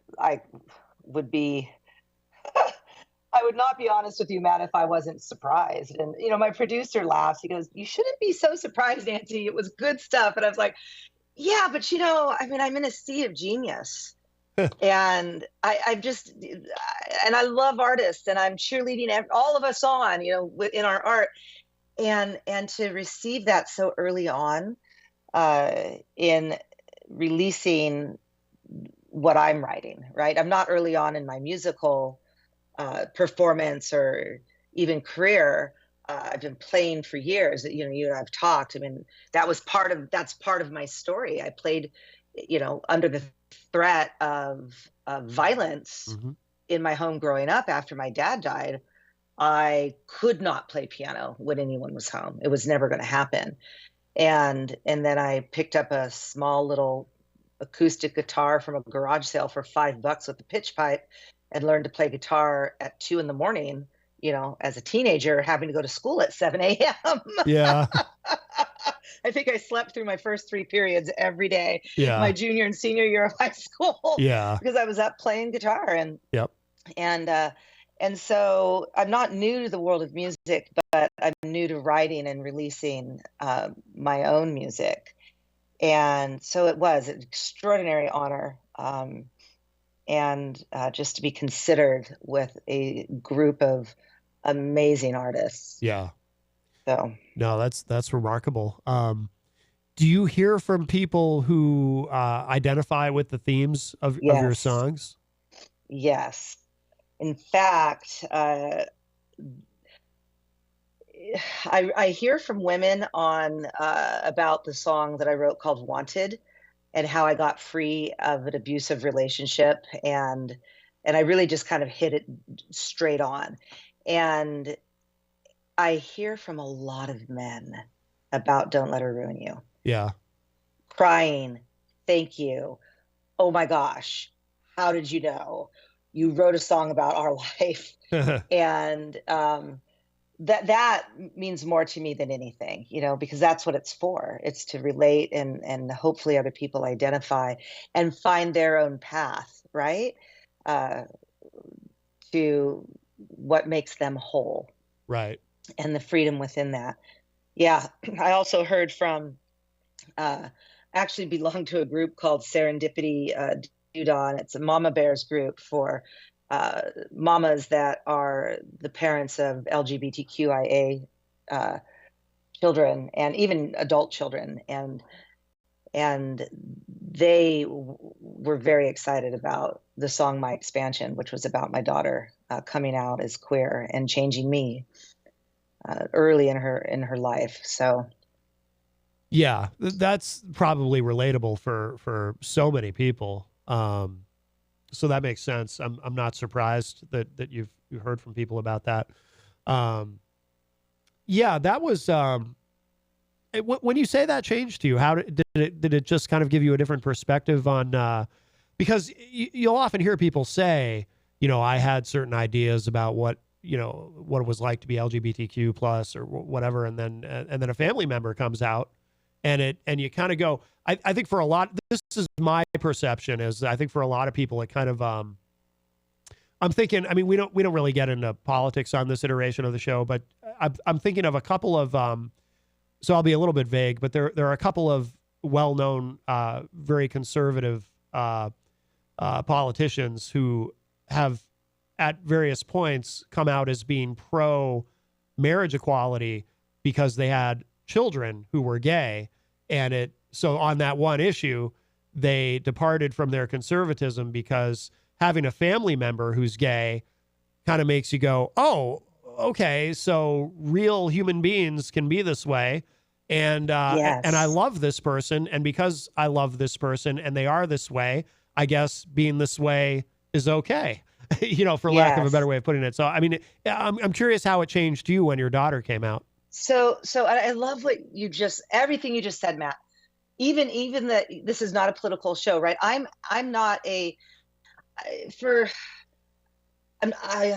would describe myself as I am not a political activist. I look at myself and what I mean by that, while I have my belief systems and I absolutely support my friends like Jen, right? Absolutely stand there for your healthcare rights, right? Yes. But I'm a writer and I'm a bridge builder, and we all have our places. Would I stand next to Jen for her fight? You betcha. Mhm. But there's a different level of, I think, when people that's their purpose in life, is that they're on the front lines in some of these fights. For me, if anything that I write can just get people to think, being able to have conversations, whether or not we 100% agree with each other, that's not what this is about. We were never even, humans were never intended to 100% agree. Right. We were intended to figure things out and come to solutions that work, right? So if whatever I write can create people that maybe are thinking about it, but then, okay, well, let's have a discussion about these topics like this one. We don't have to make it extremely political, even though it can divide us politically, right? But I was raised very conservative, very rigid. Yeah. Right, wrong, black, white. It was intense and very, rigid, religious, conservative. Yeah. And so I entered the world as an adult with this. That's all I knew, was that was the way.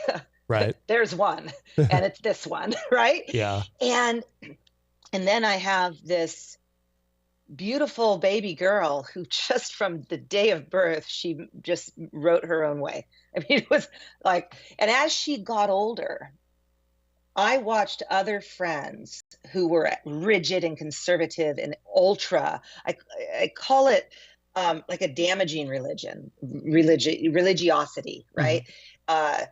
Where it's an us versus them, and there's very little inclusivity.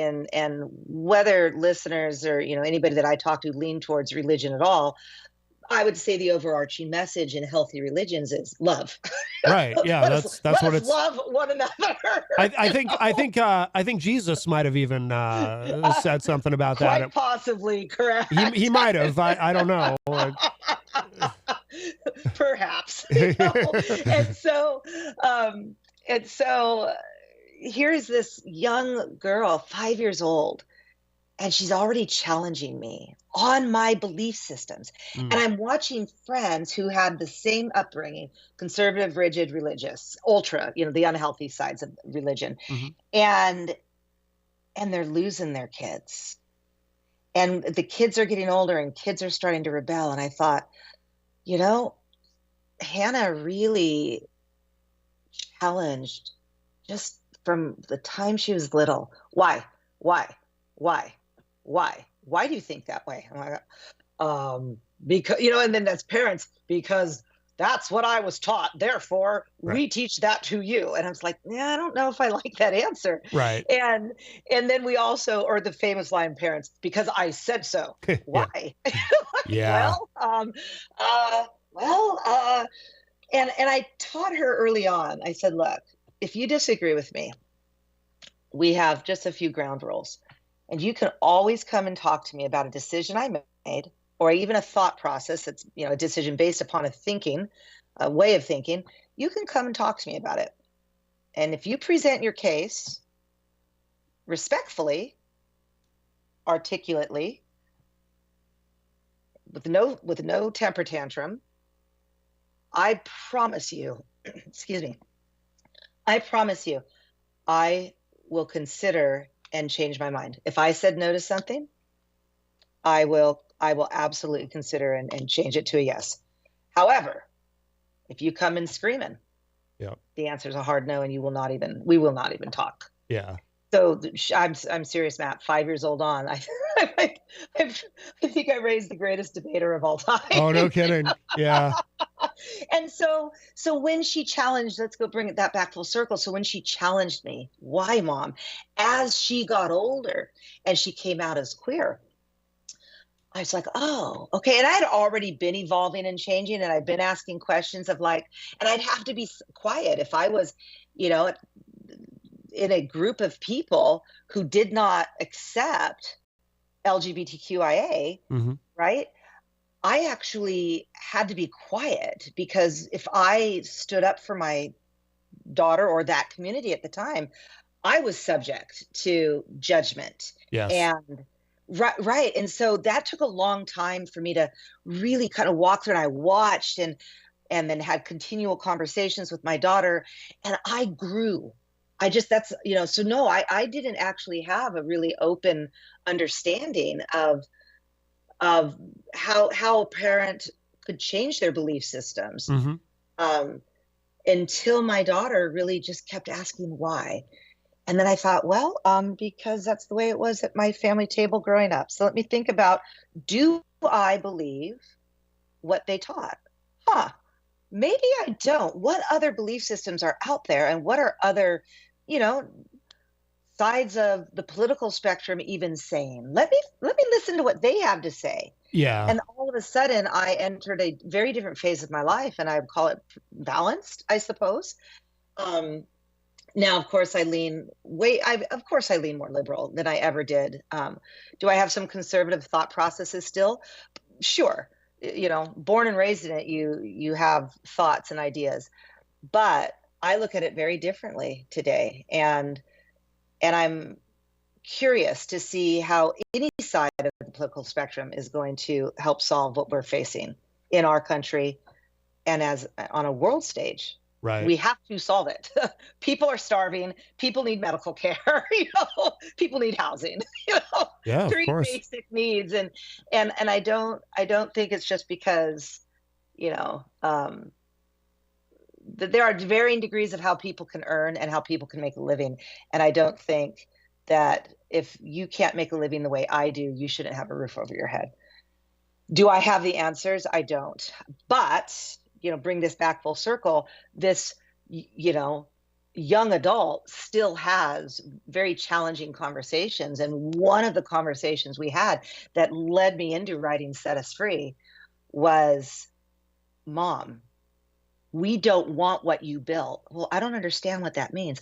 Look at your life, Mom, because I've been in business my whole life for myself. Yeah. She says, you've spent your whole life grinding, grind, grind, grind.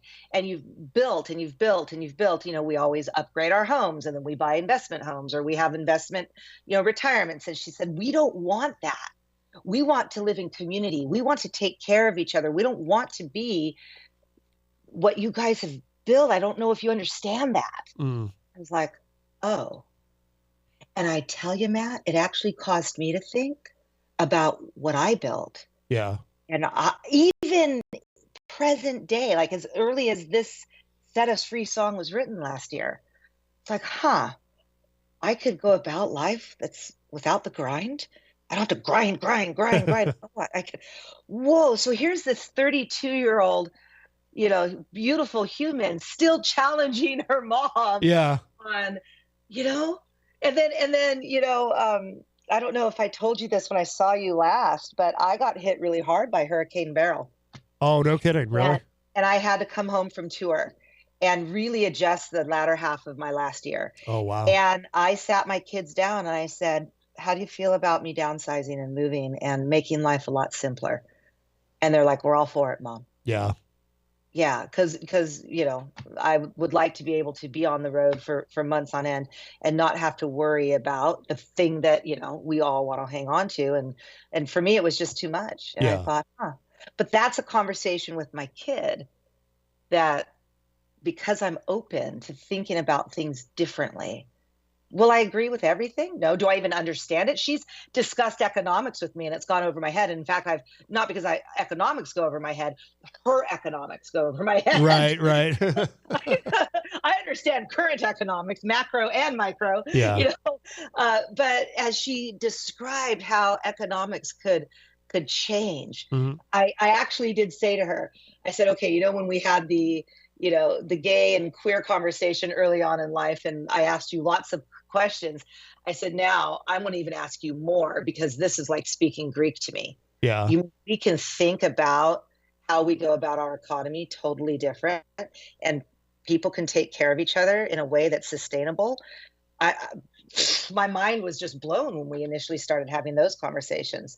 So I've made her promise. I said, as many times as I ask you questions, please stay patient, because we have these roadmaps in our brain, right? I think anybody that has done any kind of therapy, we get, this even is how we see the world.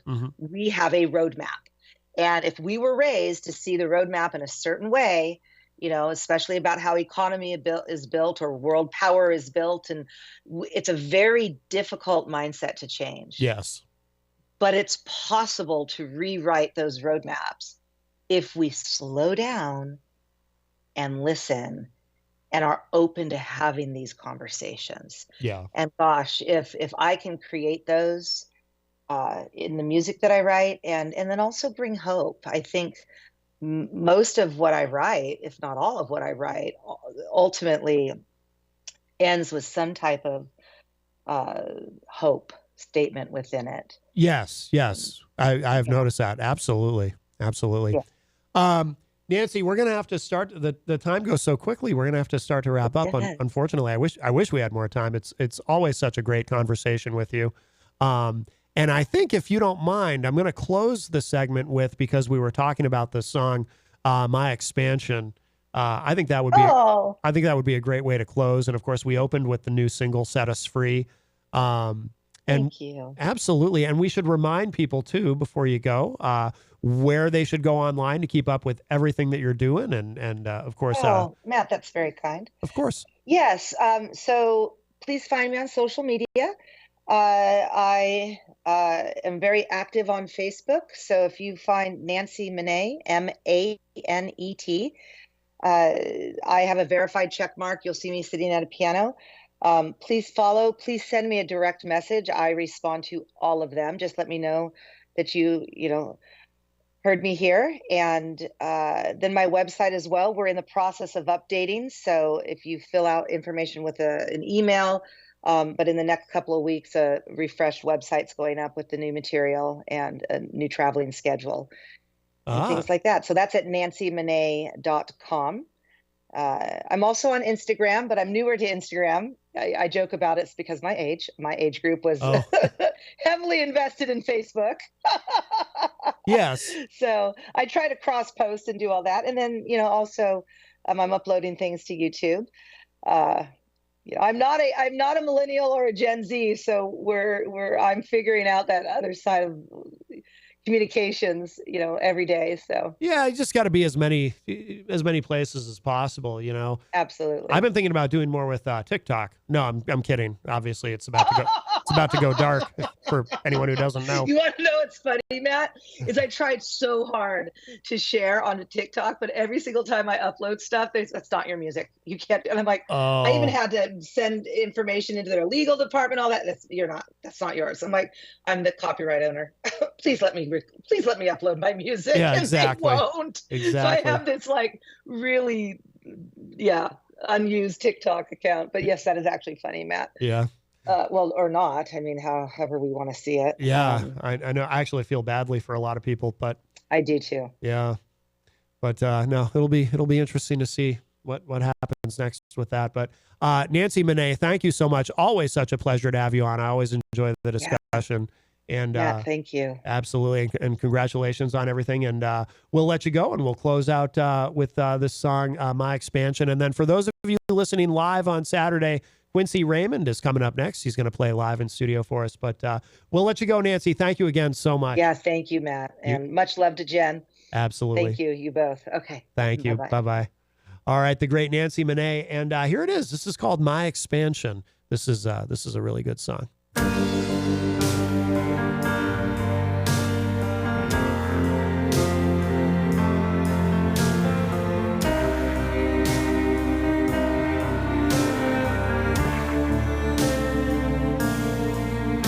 You enter the world, and out of the gate, you never accept status quo today. You blazed a trail that was all your own, even though being queer was not well known. When others were wearing polo shirts, you wanted tattoos under your skirt. Being like them was never okay. You began to proceed in your special way. Oh, you are my expansion.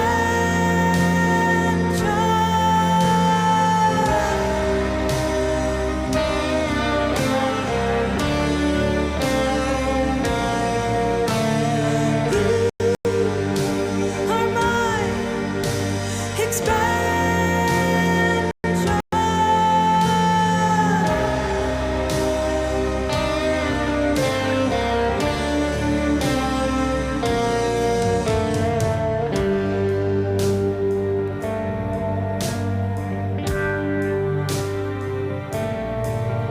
You taught me to think that the world was not as rigid as I showed it to be.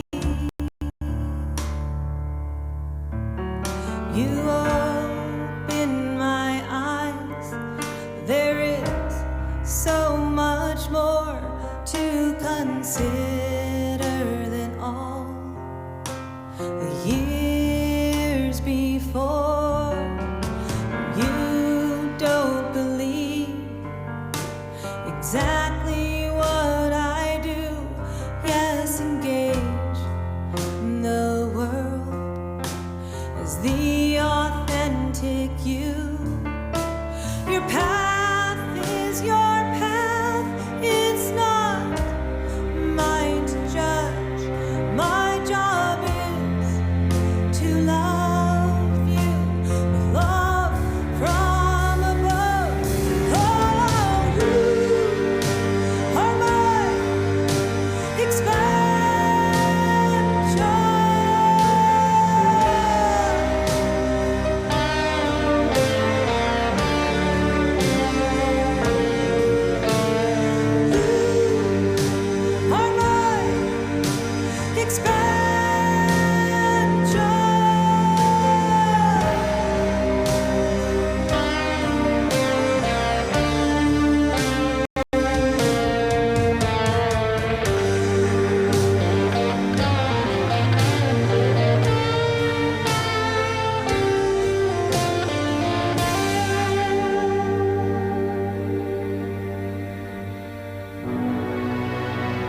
In times of crisis, you need a law firm that stands by your side. With over 40 years of experience, Craig and Getsoulis is dedicated to fighting for your rights. As former state prosecutors, our attorneys have the knowledge and trial experience to provide an aggressive defense against any charge, from DUIs to homicides. If you've been injured, our compassionate team will assess your case and fight for the compensation you deserve. Serving all of New Hampshire, Craig and Getsoulis is here when you need us most. Visit CraigGetsoulis.com for a free consultation. Craig and Getsoulis, your advocates, your allies. Bring your kitchen to life with Queen City Cabinetry. Located at 87 Elm Street in the historic Sunbeam Mall in Manchester. Open Monday through Friday, 9 a.m. to 5:30 p.m. and Saturdays, 10 a.m. to 2 p.m. They can be reached at 603-222-2007 or on the web at queencitycabinetrynh.com. Come see the possibilities. Queen City Cabinetry, another proud sponsor of WMNH. Diz's Cafe is the place to put a smile on your face. Judy and the crew will take care of you. Bring your appetite and treat your taste buds right. Diz's Cafe is always a winning choice. Breakfast, lunch, or supper. Diz's Cafe at 860 Elm Street in downtown Manchester.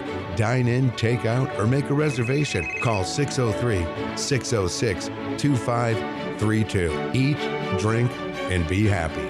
Diz's Cafe. When it comes to keeping WMNH on the air and your own personal or business computer needs, trust Groland Computers. Located on Elm Street in Manchester, Groland handles computer repair, virus removal, and custom-built systems. Are you looking for budget-friendly options? Check out our selection of fully inspected used computers. We offer tailored on-site solutions. No unnecessary expenses here. Visit Groland.com or call Groland Computers at 603-645-0101. Your tech, your way. Trust Groland Computers.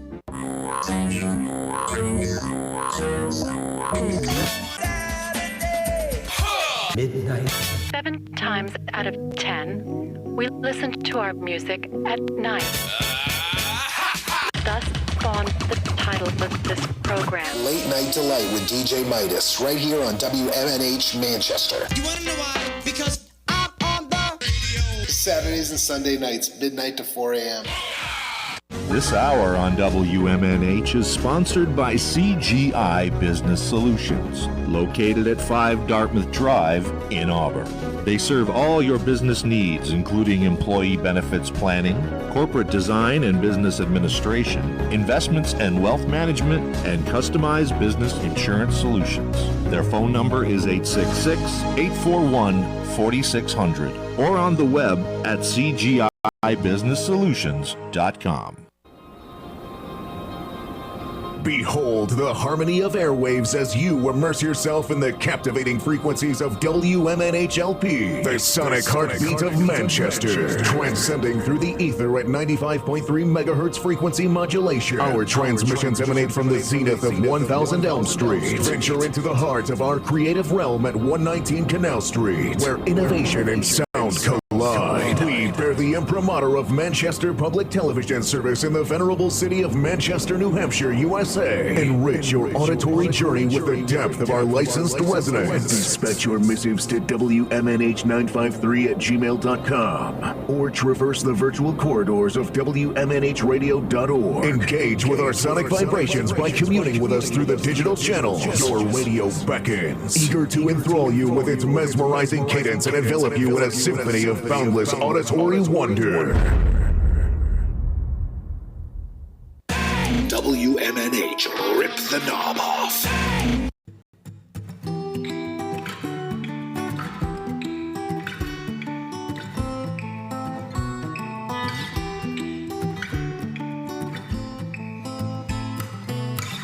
One last drive out to the beach before the sweet and bitter end. The clock is ticking on the beat as we embark on our descent. It seems our circle is complete. The skies are turning gray, and they surprise me with relief. Now our worries wash away. Forget what you're losing. Just keep moving.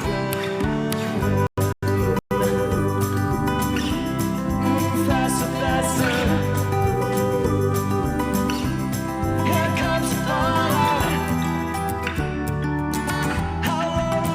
we rise and fall, ash ebbing with the tide. I accept your beck and call, I am ever by your side. So the ride keeps spinning around, the world is silent as it stops. We know it's coming any day, so its arrival is a shock.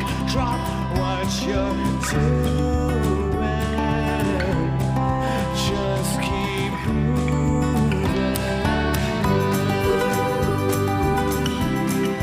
Faster, faster. Here comes the fallout. It's coming from the skies, flashing before my eyes, running out of time. Here comes the fallout. Not long until this life turns to decay. We fade to the darkness, we're condemned. By the time that we had drawn the lines, it seemed we had already crossed them. Move faster, faster. Here comes the fallout.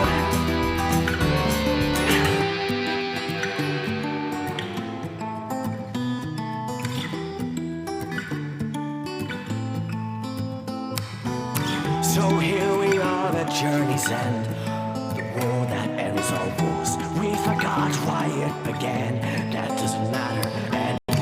There are no winners, only dead, the death of everything we love. You still think that there's a God, as the bombs rain from the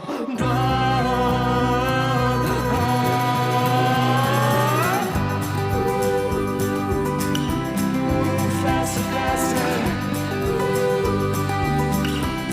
Here comes the fallout. It's coming from the skies, flashing before my eyes. We're running out of time. We're all gonna die. We're all gonna die.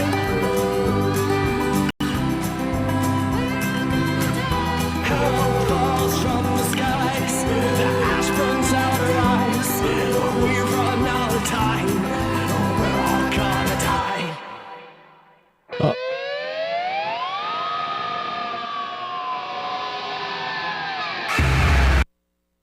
That ending was a surprise. Hey, welcome everybody. I love it. That is A Bright Future. That is Quincy Lord. If you are listening live on Saturday, we have entered our third hour numero trace of Matt Connarton Unleashed, and we are live from the studios of WMNH 95.3 FM in glorious Manchester, New Hampshire.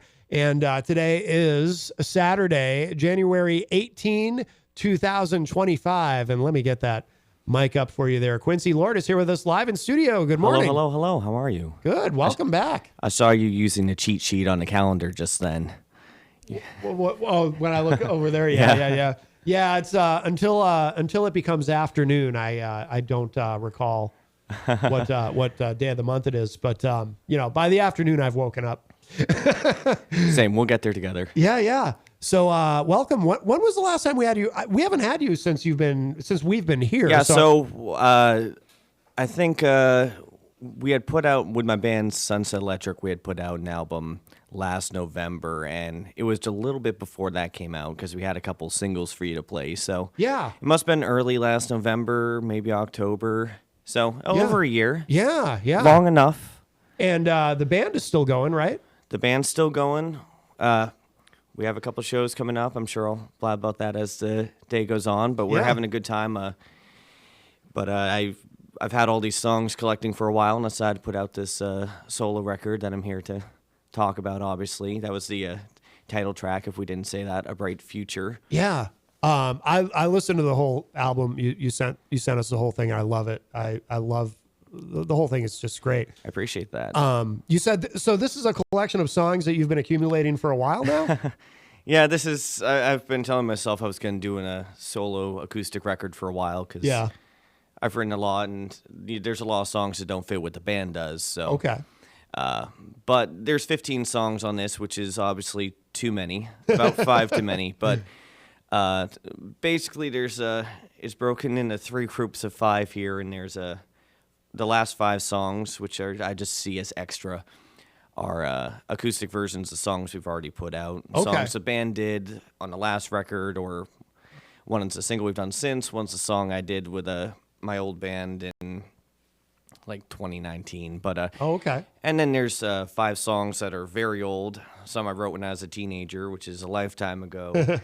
And so there's 5 very old songs, 5 new songs, and 5 songs that are re-released acoustic versions. So I was like, let's just stick them all together and put them out there. So it's not the most cohesive unit, but I think it's I enjoy it. I like to have that they came to life, and I can be like, okay, I don't have to. You have this one, on the back of my mind, like I want to do something with that song someday. Right.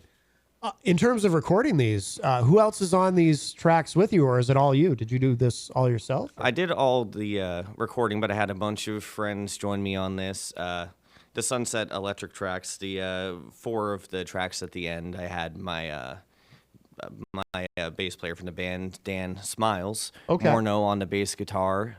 My buddy Justin Fife helped with a bunch of these. Justin McInnes also. They're both in the band with me.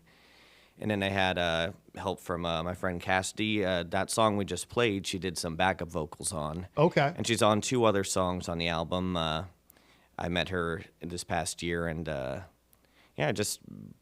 heard her. We were at the same show, and I heard her sing, and I asked her to come feature on some songs, and she did, and I was very glad. It ended up working out really well. Is she in a band, or is she?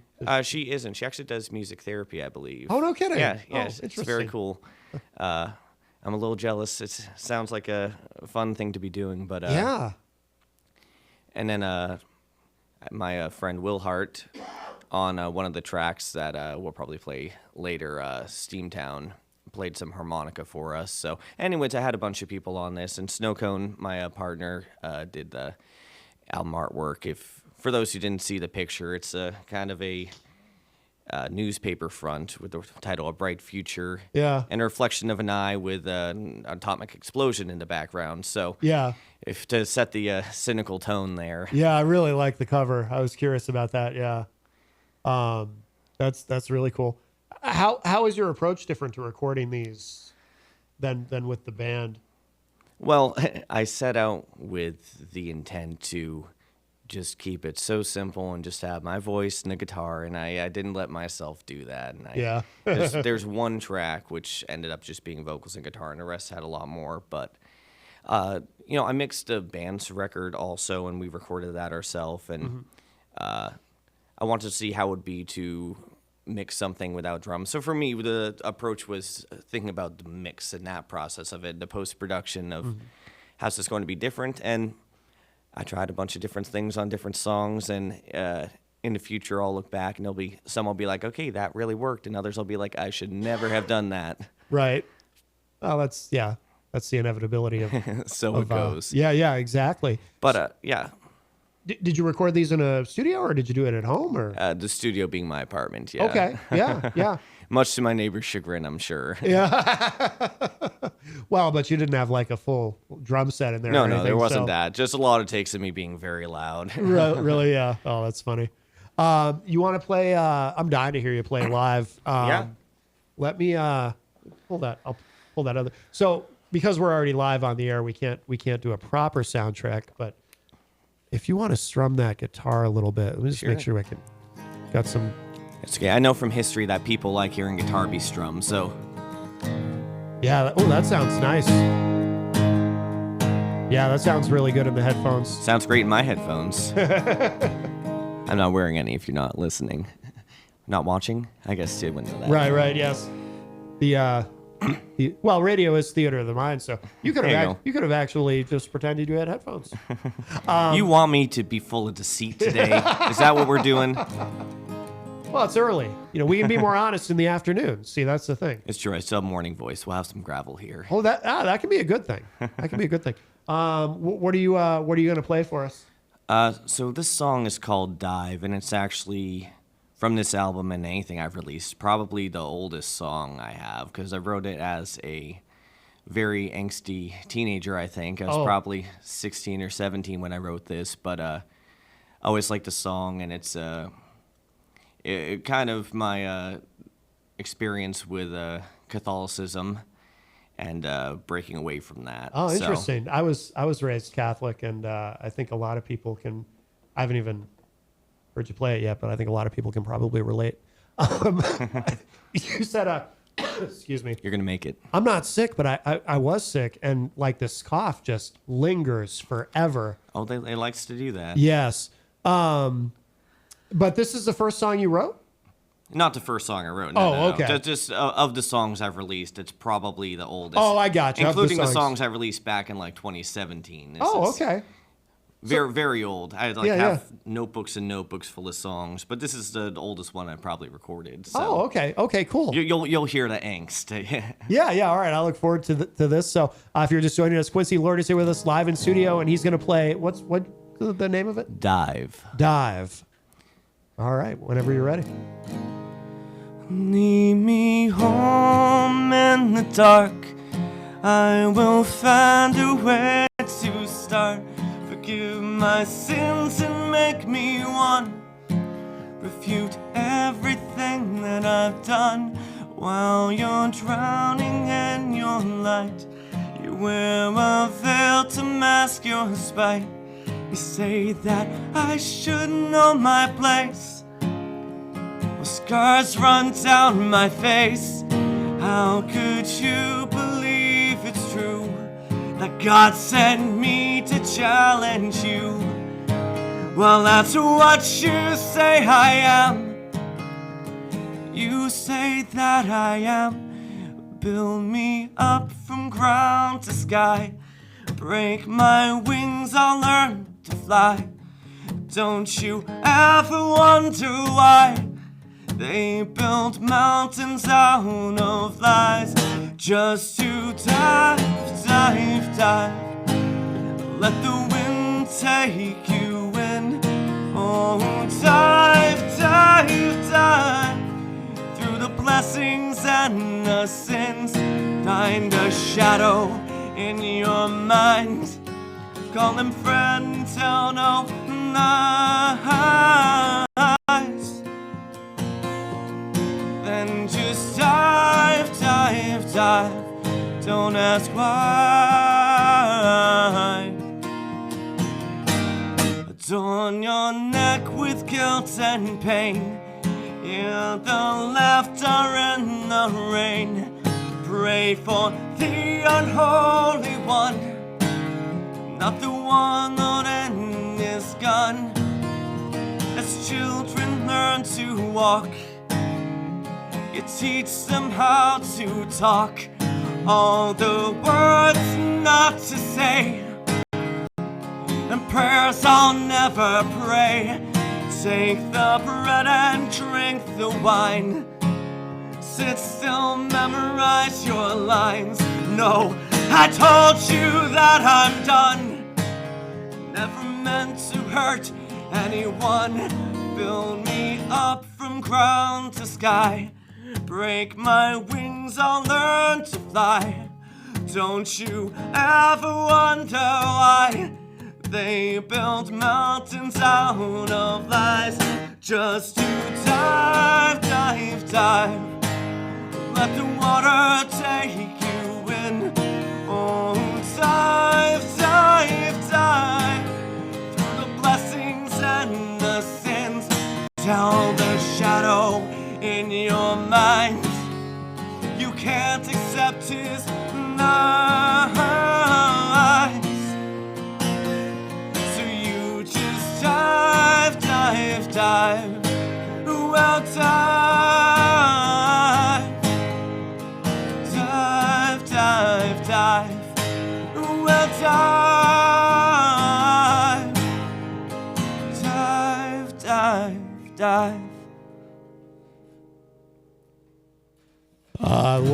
I love it. Quincy Raymond is, I'm sorry, Quincy Lord. How dare you? Slipped there. Is here with us live in studio. You know why that happened, because I tagged you on Facebook with the picture I just shared out. But no, what a great song. I had a feeling I would find that relatable and enjoy that. Does I just out of curiosity, sure. Obviously, so with that song. So you were raised, I assume, in a Catholic family. I was. How do they? Does anyone in your family have they ever said anything about? Have they heard that song and said anything about it? Or They have. Well, what I used to hear from, because as an angsty teenager, I did sing that up in my bedroom, and my father would hear me going, "Dive, dive, dive," and he'd be like, "Are you saying die, die, die? Like, what is that song you kept singing?" Yeah. The comments I've had from my family since releasing it have mostly just been that it sounds angsty, and they aren't wrong. Okay, good. I haven't been confronted in any such way. I get along with my family. We're on good terms, so gotta poke the bear a little at holidays and such. Right. No one's threatened to have an official papal excommunication or anything. Not quite yet. I can't say I'm too concerned about that. Right. Yeah. Yes. Understood. But yeah, that one's it was a lot, but it was a lifetime ago also. Yeah. Everyone's experience is different there, but I was like, someone might relate to this, and hopefully it's a good song for someone who's still in that. Yeah. No, it's very, very catchy. I like that a lot. Quincy Lord is here with us, and we're talking about the new album. Where does the you talked about the artwork, but what about the title itself, A Bright Future?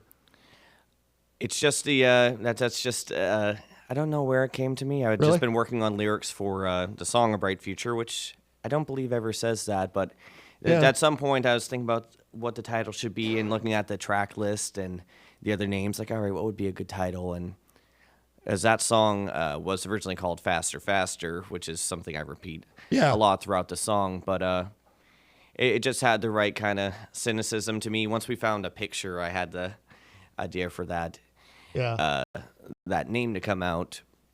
And that song itself, by the way, the title track, A Bright Future, I wrote that because my partner's one of her favorite genres or types of song is really upbeat songs about the world ending. Yeah. So like We Will Become Silhouettes by the Shins, It's the End of the World as We Know It by R.E.M., obviously. Yep. Songs like that. And she was getting ready for work one day, and it must have been a weekend because I was home, and I was just following her around going, dun, dun, dun, dun.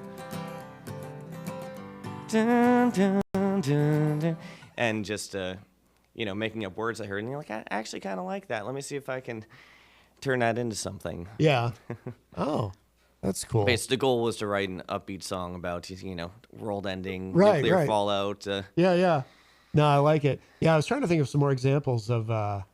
It seems like there are quite a few. Yeah, you mentioned The End of the World as We Know It, R.E.M. What else is? Oh, one that nobody ever thinks of is, do you know the song Wake Me Up on Judgment Day by Steve Winwood? I don't. Yeah, no one remembers that one, but you did. But except me, yeah. Steve Winwood would be very glad right now. Yes. He's still alive, right? Steve Winwood? As far as I know. I think he's still I haven't talked to him in a while. Yeah.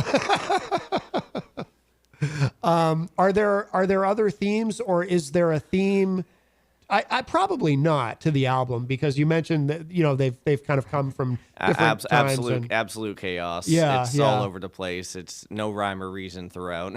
But it is cohesive because, like I said, I listened to the whole thing, and I listened to everything at once. I didn't, it's not like I listened to some and then listened to more later. So to me, it seemed really cohesive. Well, despite when they were written, at the very least, they were.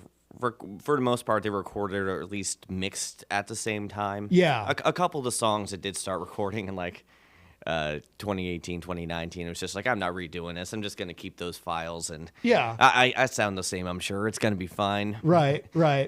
But no, it's not really a theme. I mean, with A Bright Future, it was just the reason that was like the strongest feeling is why I guess I kept that as the title for the album. Just, there's a lot of anxieties. I think Monday is going to be an anxious day for a lot of people. If you have no idea what's going on in politics, you can figure it out. But yeah, which well, there is that. But just a lot of terrible things happening in the world at all times, and general consciousness of that is enough to weigh on someone, I think, and. Gotta keep living life as in the world we are in, Yes. Hope for the best. Oh boy. Yeah. Sorry, I started your political wheel turning here. Yeah. Yeah. We used to do politics on the show, and then we took that element out of the. I didn't know you took it out. Honestly, out of the WMNH version of the show. Now I only do that online. But but I am. You're gonna make it. Matt needs a little drink. I think of water. that's what's causing my cough is the sense of dread and doom I feel. But anyway, well, I do need a gulp of water. That's right. We're just gonna play a little waiting music while. That's right. Oh, I like that. That's nice. It helps bring my stress level down too. It's very peppy. You could make a song about the end of the world out of that. Sure could. But you could just make it about Monday. Although it is Martin Luther King Day too, Monday, so that's positive. There you go. It's weird though that these two things are converging on the same day. Yeah, they don't seem to go together. No, they really do not. they certainly do not. Yeah. But now that's the least we can say about it. yeah, exactly. Now with the band, so with Sunset Electric, I know them. Yes. So are you, while you were recording this album, did the band keep going, or did you guys take a break while you were doing this? I don't know. The band kept going. I did this very slowly over this past year. Okay. There was like weeks of focus and weeks I didn't touch it at all, and that's some of that was just writing songs. But no, we've been playing. We have a couple shows coming up. We're going to be at a Huskies Pub in Worcester on the 8th of February, and we're around. But we have been working on a new album also. We're in the writing stages, but we're almost done writing the next record. And excellent. Which, sometimes I would start a song intending it to be for my solo thing, and I was like, no, the band will like this one. And, yeah. Just bringing songs into them and seeing what sticks and what they vibe with. So yeah. But no, we've still been going. We have a great time playing and practicing, and yeah, it's a blast. I always look forward to playing with the band. I like playing the solo shows too. Obviously, it's a whole different experience. I can play soft stuff. I can get more lyrical, but the energy is great when the band's playing and people are clapping and singing along, and we're full of antics and jumping around and messing with each other. It's always fun. Yeah. Now with the solo shows, do you do like really long sets? Do you do like multi-hour? Yeah, usually. I mean, I do a lot of breweries. Today I'm playing at Seven Saws Brewing in Holden, Mass. Excellent. One of my favorite spots, but I've been playing there a very long time. Yeah, like how long? Like before COVID, probably like 2018, I want to say I started, which might be around when they opened. I lived in Leominster at the time, so it was a lot closer. Yeah. So it made sense that I found them and was going there. But I've been going there. I was there every Sunday as a duo with one of my bandmates for a good while. But anyways, I'll be there. But yeah, it's like a 3-hour set when I'm playing at a brewery, which I like to play my originals, do a lot, and people are very receptive to that. Yeah, good. But I also play covers and make people happy. Sure. The best thing is when you play a cover of a song but that's not popular, and people come, I really like that original of yours. And I'm like, well, you picked the one that wasn't mine, but I understand. I love it too. Yeah. No, it's funny when that happens because, we've had a lot of guests over the years who, they'll do covers, but they'll do something obscure, and then people don't even know. It's just associated with them forever. Yeah.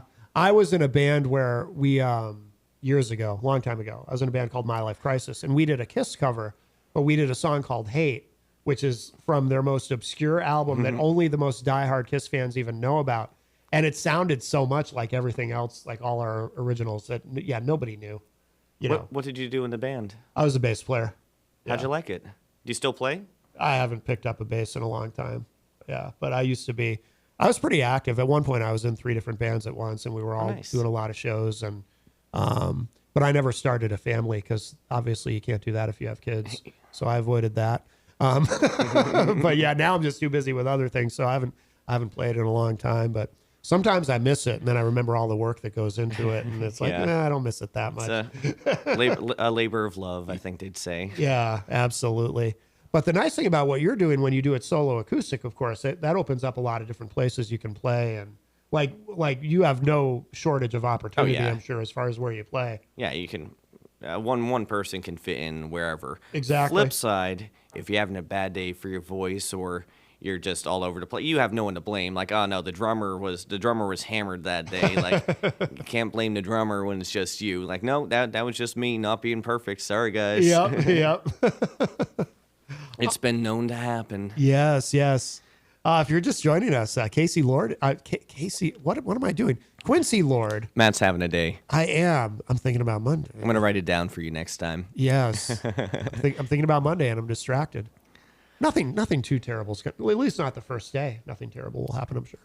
The next day, I think there's some terrible plans. The But we should probably. The next day, yeah. But we'll enjoy the holiday. The next Right. day will be terrible. But do you want to play another live one for us? Yeah, why not? Dying to hear another one. Let me get that other mic back up there. That guitar sounds nice.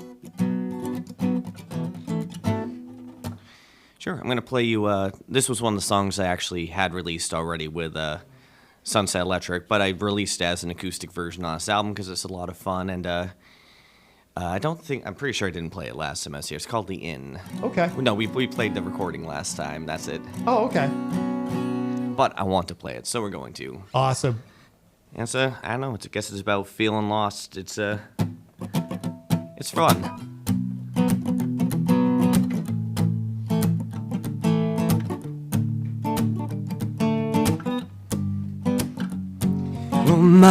Oh my, you're a sight for my sore eyes. Lead your footprints from the dark. Come sit by the porch lights. You were in a dark place. We've all given to desire. With a blind leading the blind. And you're preaching to the choir. And I said, oh, tell me where to go. Where can I lay my bones? Where can I lay my bones? I said, oh, should I go to the road? Where can I lay my bones? Where can I lay my bones? My own night.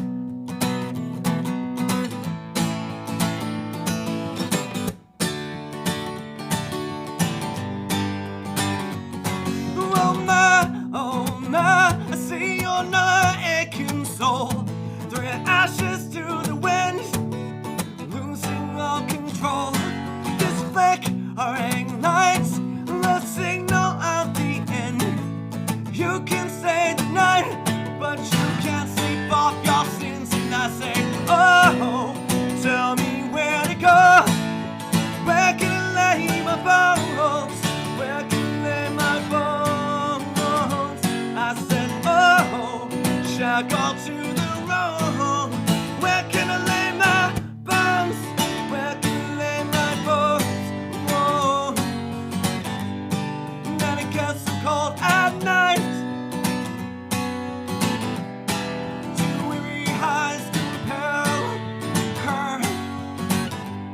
You're drawn to the porch lights. Please just be shelter, but I'm not welcome, never welcome.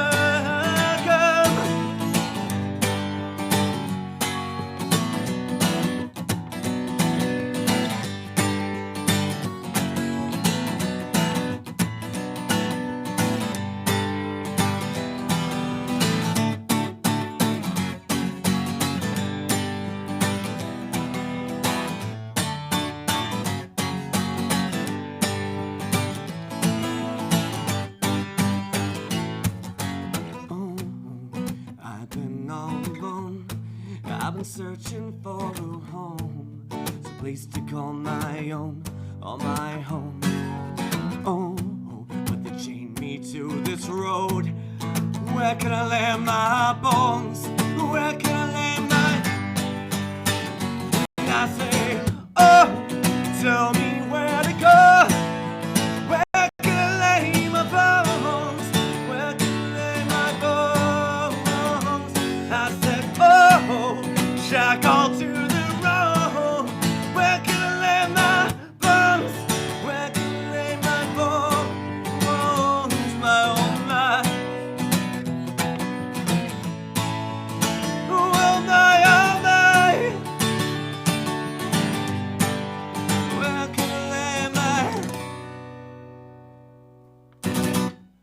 Oh, that is cool. I really like that. Yeah, Thank you. that sounded great.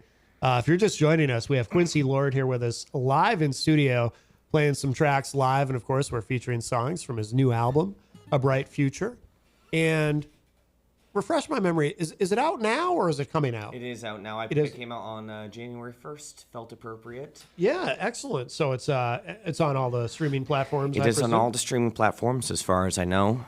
We had a little issue with Apple, but it's live there now too. So for those who were asking me about it, Oh, what was the problem with Apple? I'm always curious about this type of thing. I have no idea. It was just from the distributor. It's just like Oh. delivery to iTunes and Apple failed. It said, and I emailed them like 6 times, and they got back to me last night, being like, "Oh, it's fixed now." I'm like, "Well, thanks." Oh, okay, good. Only took them a couple of weeks. It could be worse. They're busy. DistroKid, is that who you use? Or? CD Baby in this CD case. Baby. I used to use DistroKid, but it was didn't end up being worth it. Yeah, I've heard that from quite a few people. Well, it depends. If you're someone that I have friends who just like, they'll have an idea and they'll just knock out some recording, especially if it's like house music or whatever. And Yeah. just something like that where they're or techno or whatever, and they'll just upload a song at a time, and Yeah. having a subscription, which is how DistroKid works, and Yeah. you just upload all you want as opposed to per release, then it's worth it for those people. But Yeah. the trouble is if you ever stop paying them, they take your music down, or you have to give them $50 per release, which is a lot of money. Yeah. Yeah. Wow. Are you doing physical CDs as well, or? I am. I think I have some with me. Oh, okay, cool. Yeah, that's it's interesting how that's changed over the years because when I first started interviewing bands, and it was a long time ago. And just to give you an idea of how long ago it was, when I first started, this was before I was at WMNH. Like guests wouldn't even. I should have turned that mic down. There we go. Before I was at WMNH, instead of emailing me files before people were really comfortable with that, people would give me a CD. And the move was very often, and this was typical, the CD wouldn't even be in a case. It would be on a CDR, and they would write on it with Sharpie what it was, and they would hand it to me on their finger. There's no case. And, and then, of course, eventually people got comfortable with just emailing tracks using Dropbox and services like that, Google Drive and whatnot. And then so that stopped, but also a lot of people just stopped, because there was this thought, well, everything's online now, and with Spotify and everything, there's no reason to make CDs. And so it seems like for a while, most of the guests I had, I would ask them, well, are you going to do a physical CD? And they'd look at me like I was nuts. But now over the past, 5 or 6 years, probably, everybody's doing CDs again, and some are even doing vinyl, which apparently is very expensive. But there's definitely a vinyl resurgence for sure. Yeah. Well, I think it was 2022 was the first year that vinyl actually outsold CDs. I did hear that. Yeah. Well, the biggest issue here is anyone buying a new car for the past 5 years. I'm guessing the vast majority don't have CD players in them. Yeah. I bought a new car last year. I had to get rid of my old one, and I went from having a 6 CD changer that I had all my favorites in, and that one of those books that just has full of little CD sleeves. Yes. Have a couple hundred CDs in there, and if you're driving out in the boondocks and don't have service, didn't have to worry about having songs on my phone. I could just listen to, and I like listening to records start to bottom. A lot of people don't like doing that, don't have the attention for it, but I like to commit and see what's going on. But I've always liked doing CDs. It's good to just have like a little something. Well, that's the thing, it's fun to listen, or it's fun to look at liner notes and the artwork and everything, that whole experience. I mean, that's, when I was a kid, I always loved, if I was really into an artist, I would actually read everything that was in there, like who their manager was, just everything. If I was really into somebody, this guy played saxophone on that one song. That's very interesting. Yeah. Because I could get obsessive. I still can, but but it's cool that it never went away. Even cassettes.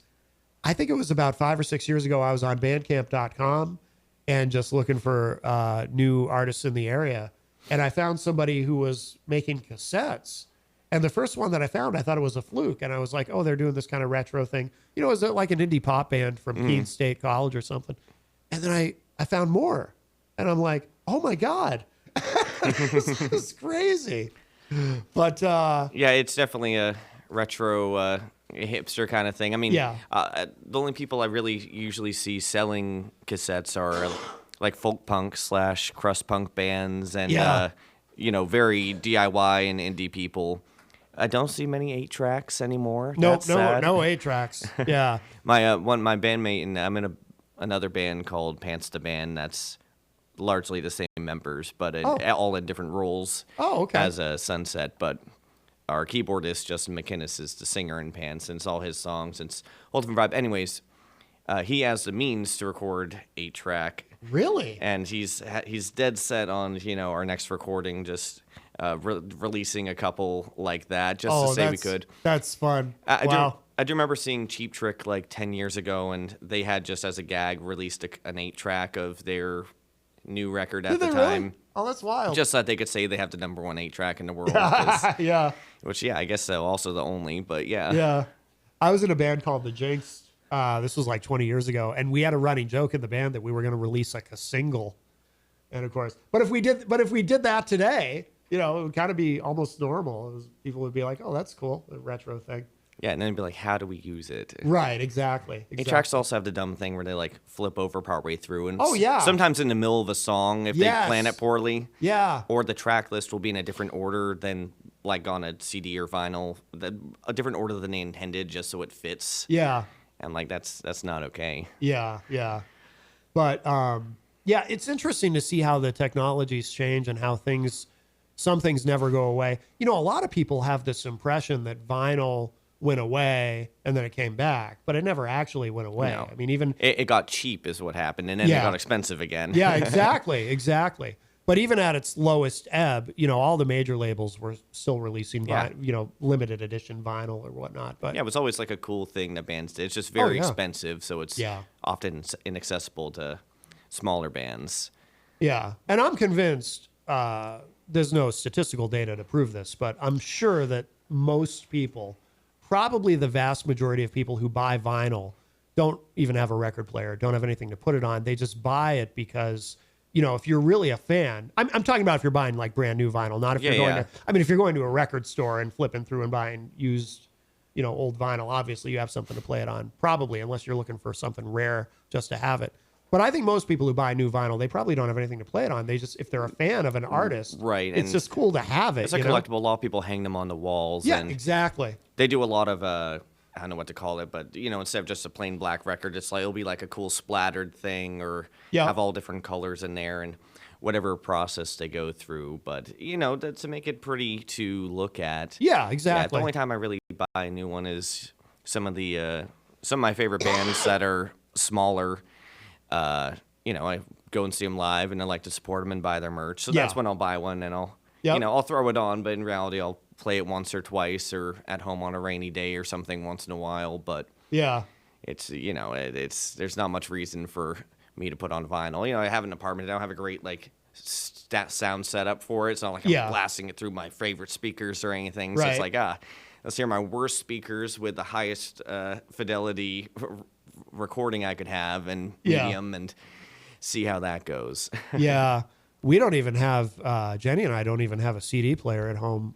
We have one here, but I think the only one who ever uses it, to the best of my knowledge, I don't know if you know Rob Azevedo. He hosts a show here called Granite State of Mind, Fridays at 6. I haven't met him, but I've watched I've had some friends go on his show before. Okay, yeah, and he also owns Pembroke City Limits, which everybody knows. Yeah. So Rob actually will bring in CDs, and he. So I know this. I know it works, but I've never used it. But people give us CDs, and you know, and it's nice to have them and whatnot. But but we have nothing at home to actually play them on. But it's nice to have them. I was curious. And this occurred to me as you were playing that song. That was called Bones? The Inn. Oh, The Inn. With 2 N's. At least 2 N's. You can use more if you want. Where did I get Bones I from? do say Bones a lot in a song. That's why. Okay. Do you say the Inns in the song at all? I say the N a couple of Oh, the N? times, Okay. but once it's with one end, once it's with two ends. So Right, so it's different. There is a total of 3 ends across the ends, but I gotcha.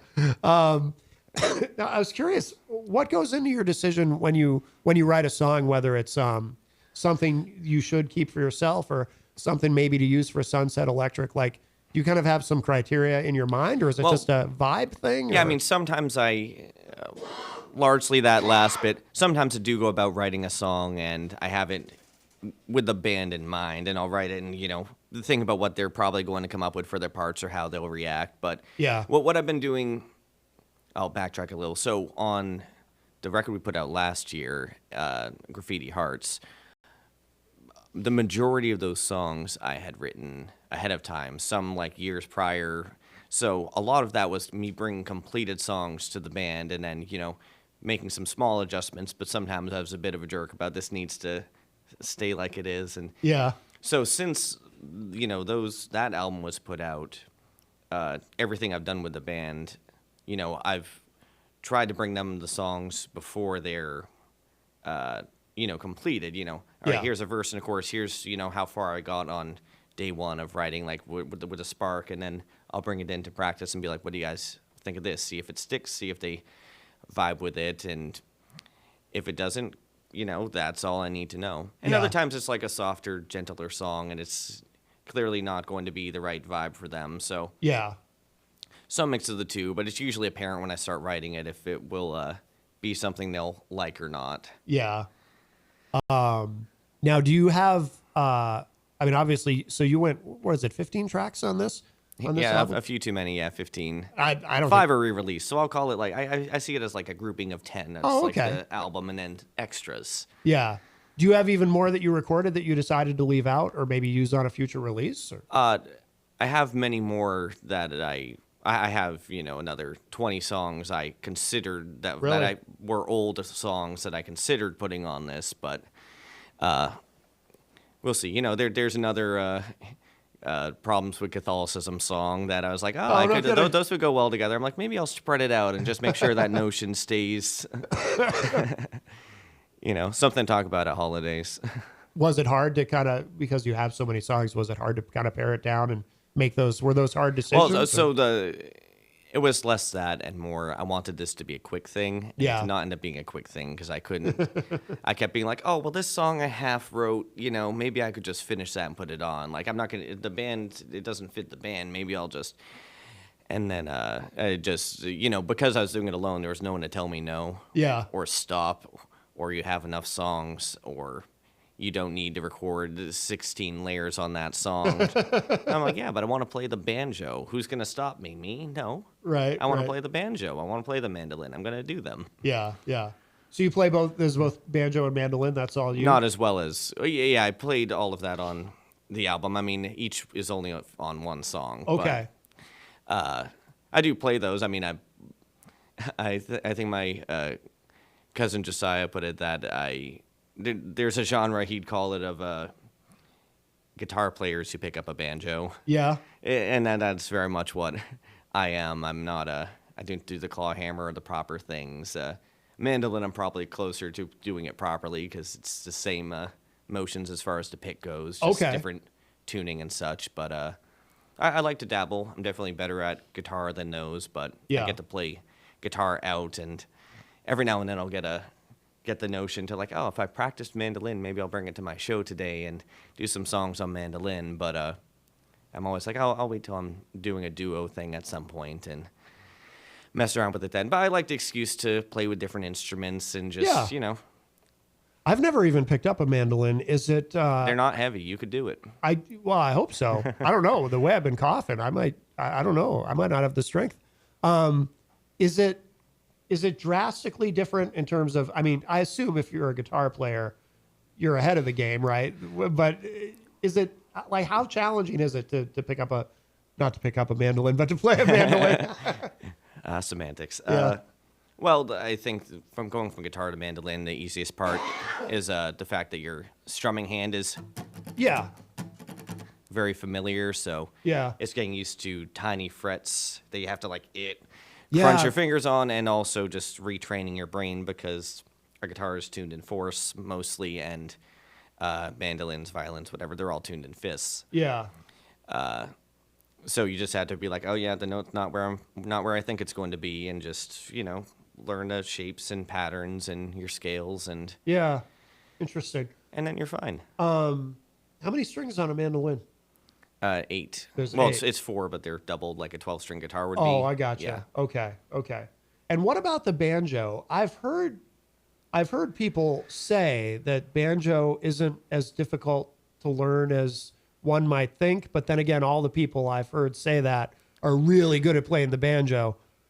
So, not being a proficient banjo player, I'll put it here. You can, coming as a guitar player especially, you can come and you can make decent sounds on a banjo, and you can play it and make noise. A lot of it's tuned, much like a guitar. Okay. Except with a very high string on the wrong side, which you get used to. But if you're playing banjo like a banjo player would, like a bluegrass player or traditional player would, I think that requires a high-level skill. I think, bluegrass players are some of the most talented musicians there are. I agree, yeah. You just have a folk instrument, you just shred on it. There's no drums to guide you. You all just have to lock in together, and, Yeah.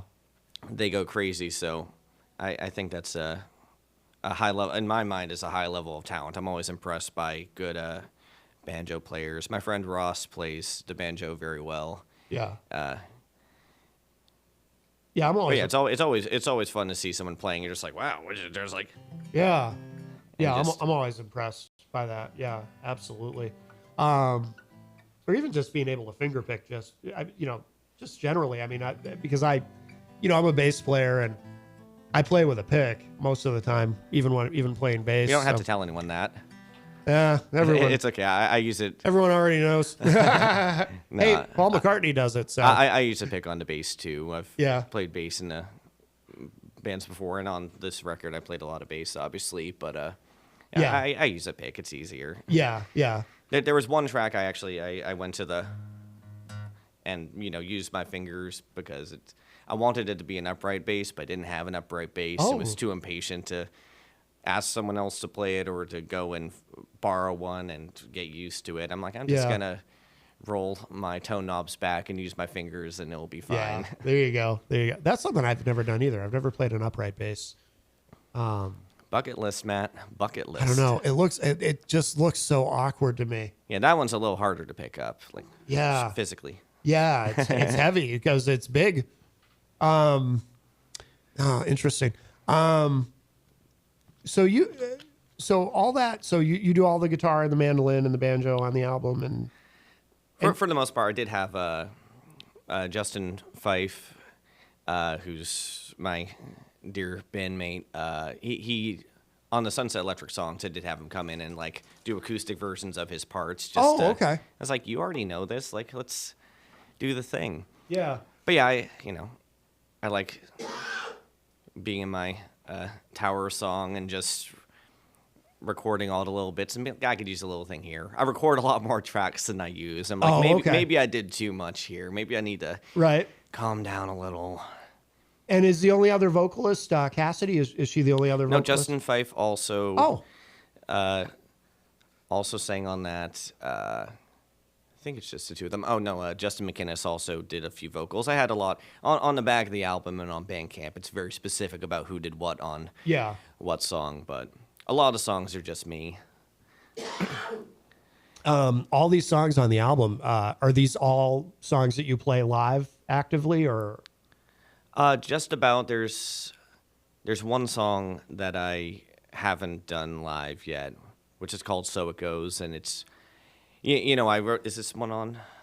Oh, I can turn it back up. Yeah. Absolutely. Just because I wrote the song originally intending it to be for the band, because I just had this fun it was just like a bass riff I had I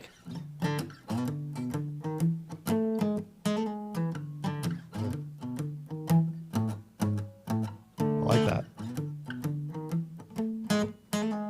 Whatever. And I was like, oh, that's like a cool groovy thing. I was like, and I was like messing around on the drums, and I was like, all right, this could be a cool thing, but I just never had that next part that would make sense with the band, and I picked it up one day and, just started singing the next section, and but anyways, it's just I guess I just need to practice it. Like it's a little bit of a throwaway song, but and I like listening to the recording. It makes me happy. But yeah.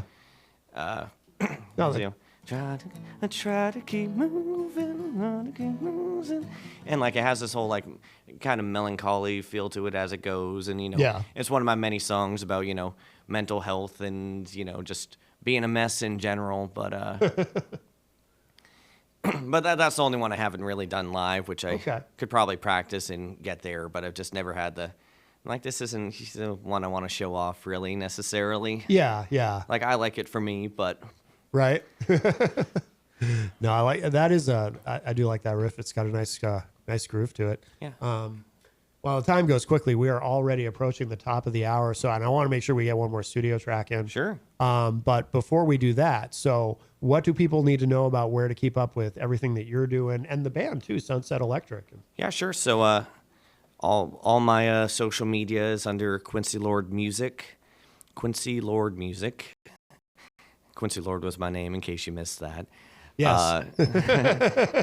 Sunset Electric Band is where you can find all the band stuff. I post the most on Facebook because I resent social media in general and can't commit to too many of them. And that's the one that lets me make events. But you can follow us there. I'm going to be you were talking to Eleanor earlier. Oh, yes. Yes. So I'm going to be playing at Terminus on Tuesday for their whole shindig that's going on. Yeah. Jenny and I will be there for that. Oh, awesome. Yeah. I look forward to it. So I'll be playing a lot of the album live and more awake then. So that will be a good time. Next week, is it? No, in 2 weeks we're going to be on WMFO with Tufts Radio with the band. On the Town with Mikey D? Yeah. Excellent. Yeah, we went on there in like 2018 or 19 or something, so it's been a good while, and Joel just made us sound so good. We had these out-of-tune drums, and he made it all sound great. Tuesday at Terminus, today at Seven Saws in Holden, and the next band show is going to be February 8th at Husky's Pub, our favorite spot in Worcester. Okay. Very cool. And we'll end with Steamtown, I guess. Should we? Do we have time for me to say a quick thing about it? Or yeah, go ahead. Yeah, absolutely. Yeah, so I'll be quick. Quick story with Steamtown. This is one of the old songs I wrote a long time ago. Once upon a time, it was me and I was driving up and down the East. I kind of ran away and was driving up and down the East Coast with a couple of friends, sleeping in my 1996 Pontiac Grand Am. And anyways, it was written as a letter from me at the time to this girl I cared about because I kind of ran away and I was like, hey, I miss you. I wish you wanted to come with us. She didn't. And just knowing, it was kind of saying like, I miss you and I wish you were here, but also I'm going to go do what I want. So it's kind of me being a jerk with it. It seems a little sweet. And at the beginning of the song, it says, Dear Simba, because it was written as a letter to her. Okay. So, a very long time ago. Simba's a dear friend, whom Eleanor might have mentioned. She helps out. I was going to say that name came up earlier. Yeah. Oh, interesting. Such a small world. Yeah, Simba's how they wrote me into going and playing Tuesday. I gotcha. All right, very cool. Well, thank you so much, Quincy Lord. This has been wonderful. Yeah, thank you for having me. Absolutely. And if you are listening live on Saturday, if you miss any part of today's show, it will be up in just a little bit at WMNHradio.org and at my website, mattconnerton.com. And don't forget, jencoffee.com if you want to keep up with everything Jenny's been doing. She just got back from New York and the United Healthcare protests there. And so proud of her. She's doing great things. And go Jenny. Absolutely. And don't forget the open house at New Hampshire Underground, at Terminus Underground. And Quincy Lord will be there. And Jesse, what the hell was his last name? It was somebody I don't know. I can't remember now. Eleanor said a name of someone I'm not familiar with, but who's also going to be performing there. Jesse something. I can't remember. Anyway. But check out NewHampshireUnderground.org for more information on that. And thank you again to Eleanor and Andre for coming in earlier. And of course, thank you to Nancy Manet and Quincy Lord. Thank you again. And thank you. We will leave you with this. This is called Steamtown from the new album, A Bright Future.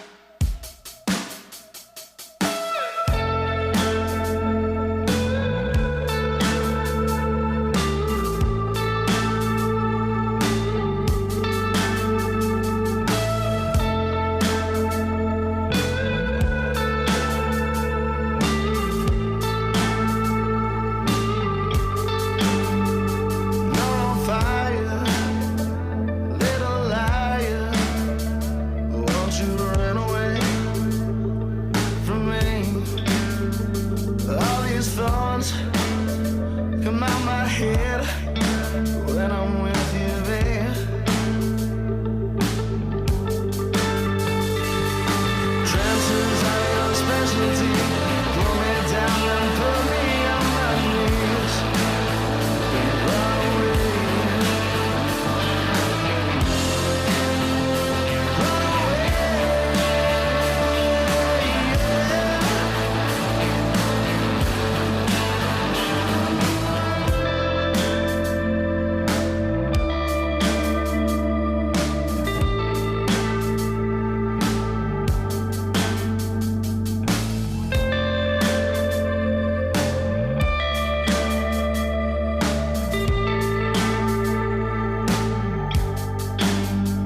I'm on fire. Take me higher to a higher plane. My cosmic babe, I need a taste of your fire. You got me wired to the moon, keeping me in tune. You got me running after you, so baby, run away, run away. Won't you stay another day? Listen to me when I say just run away.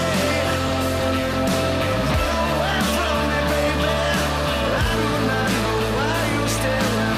All I do is cause you pain. Just run away.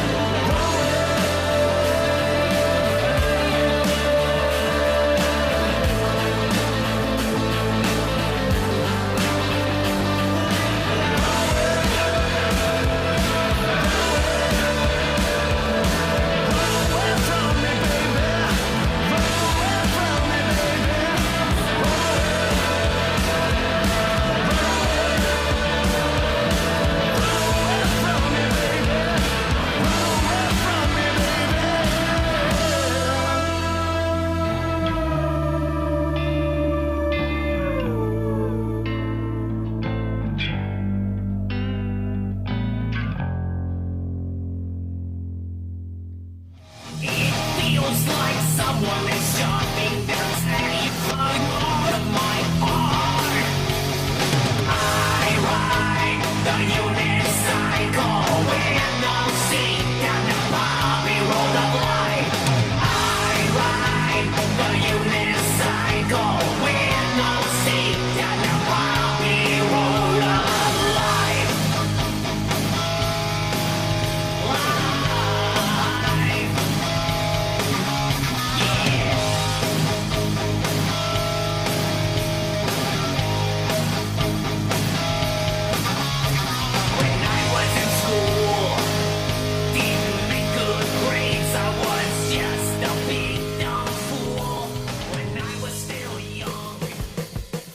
You are listening to WMNH-LP, Manchester's radio.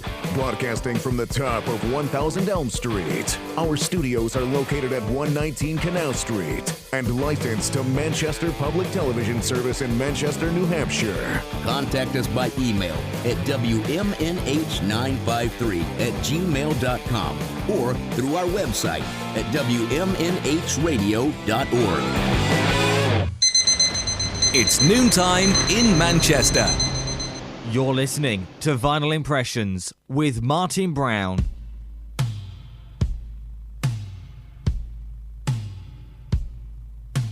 All my love, all my kissing, you don't know what you've been missing, oh boy.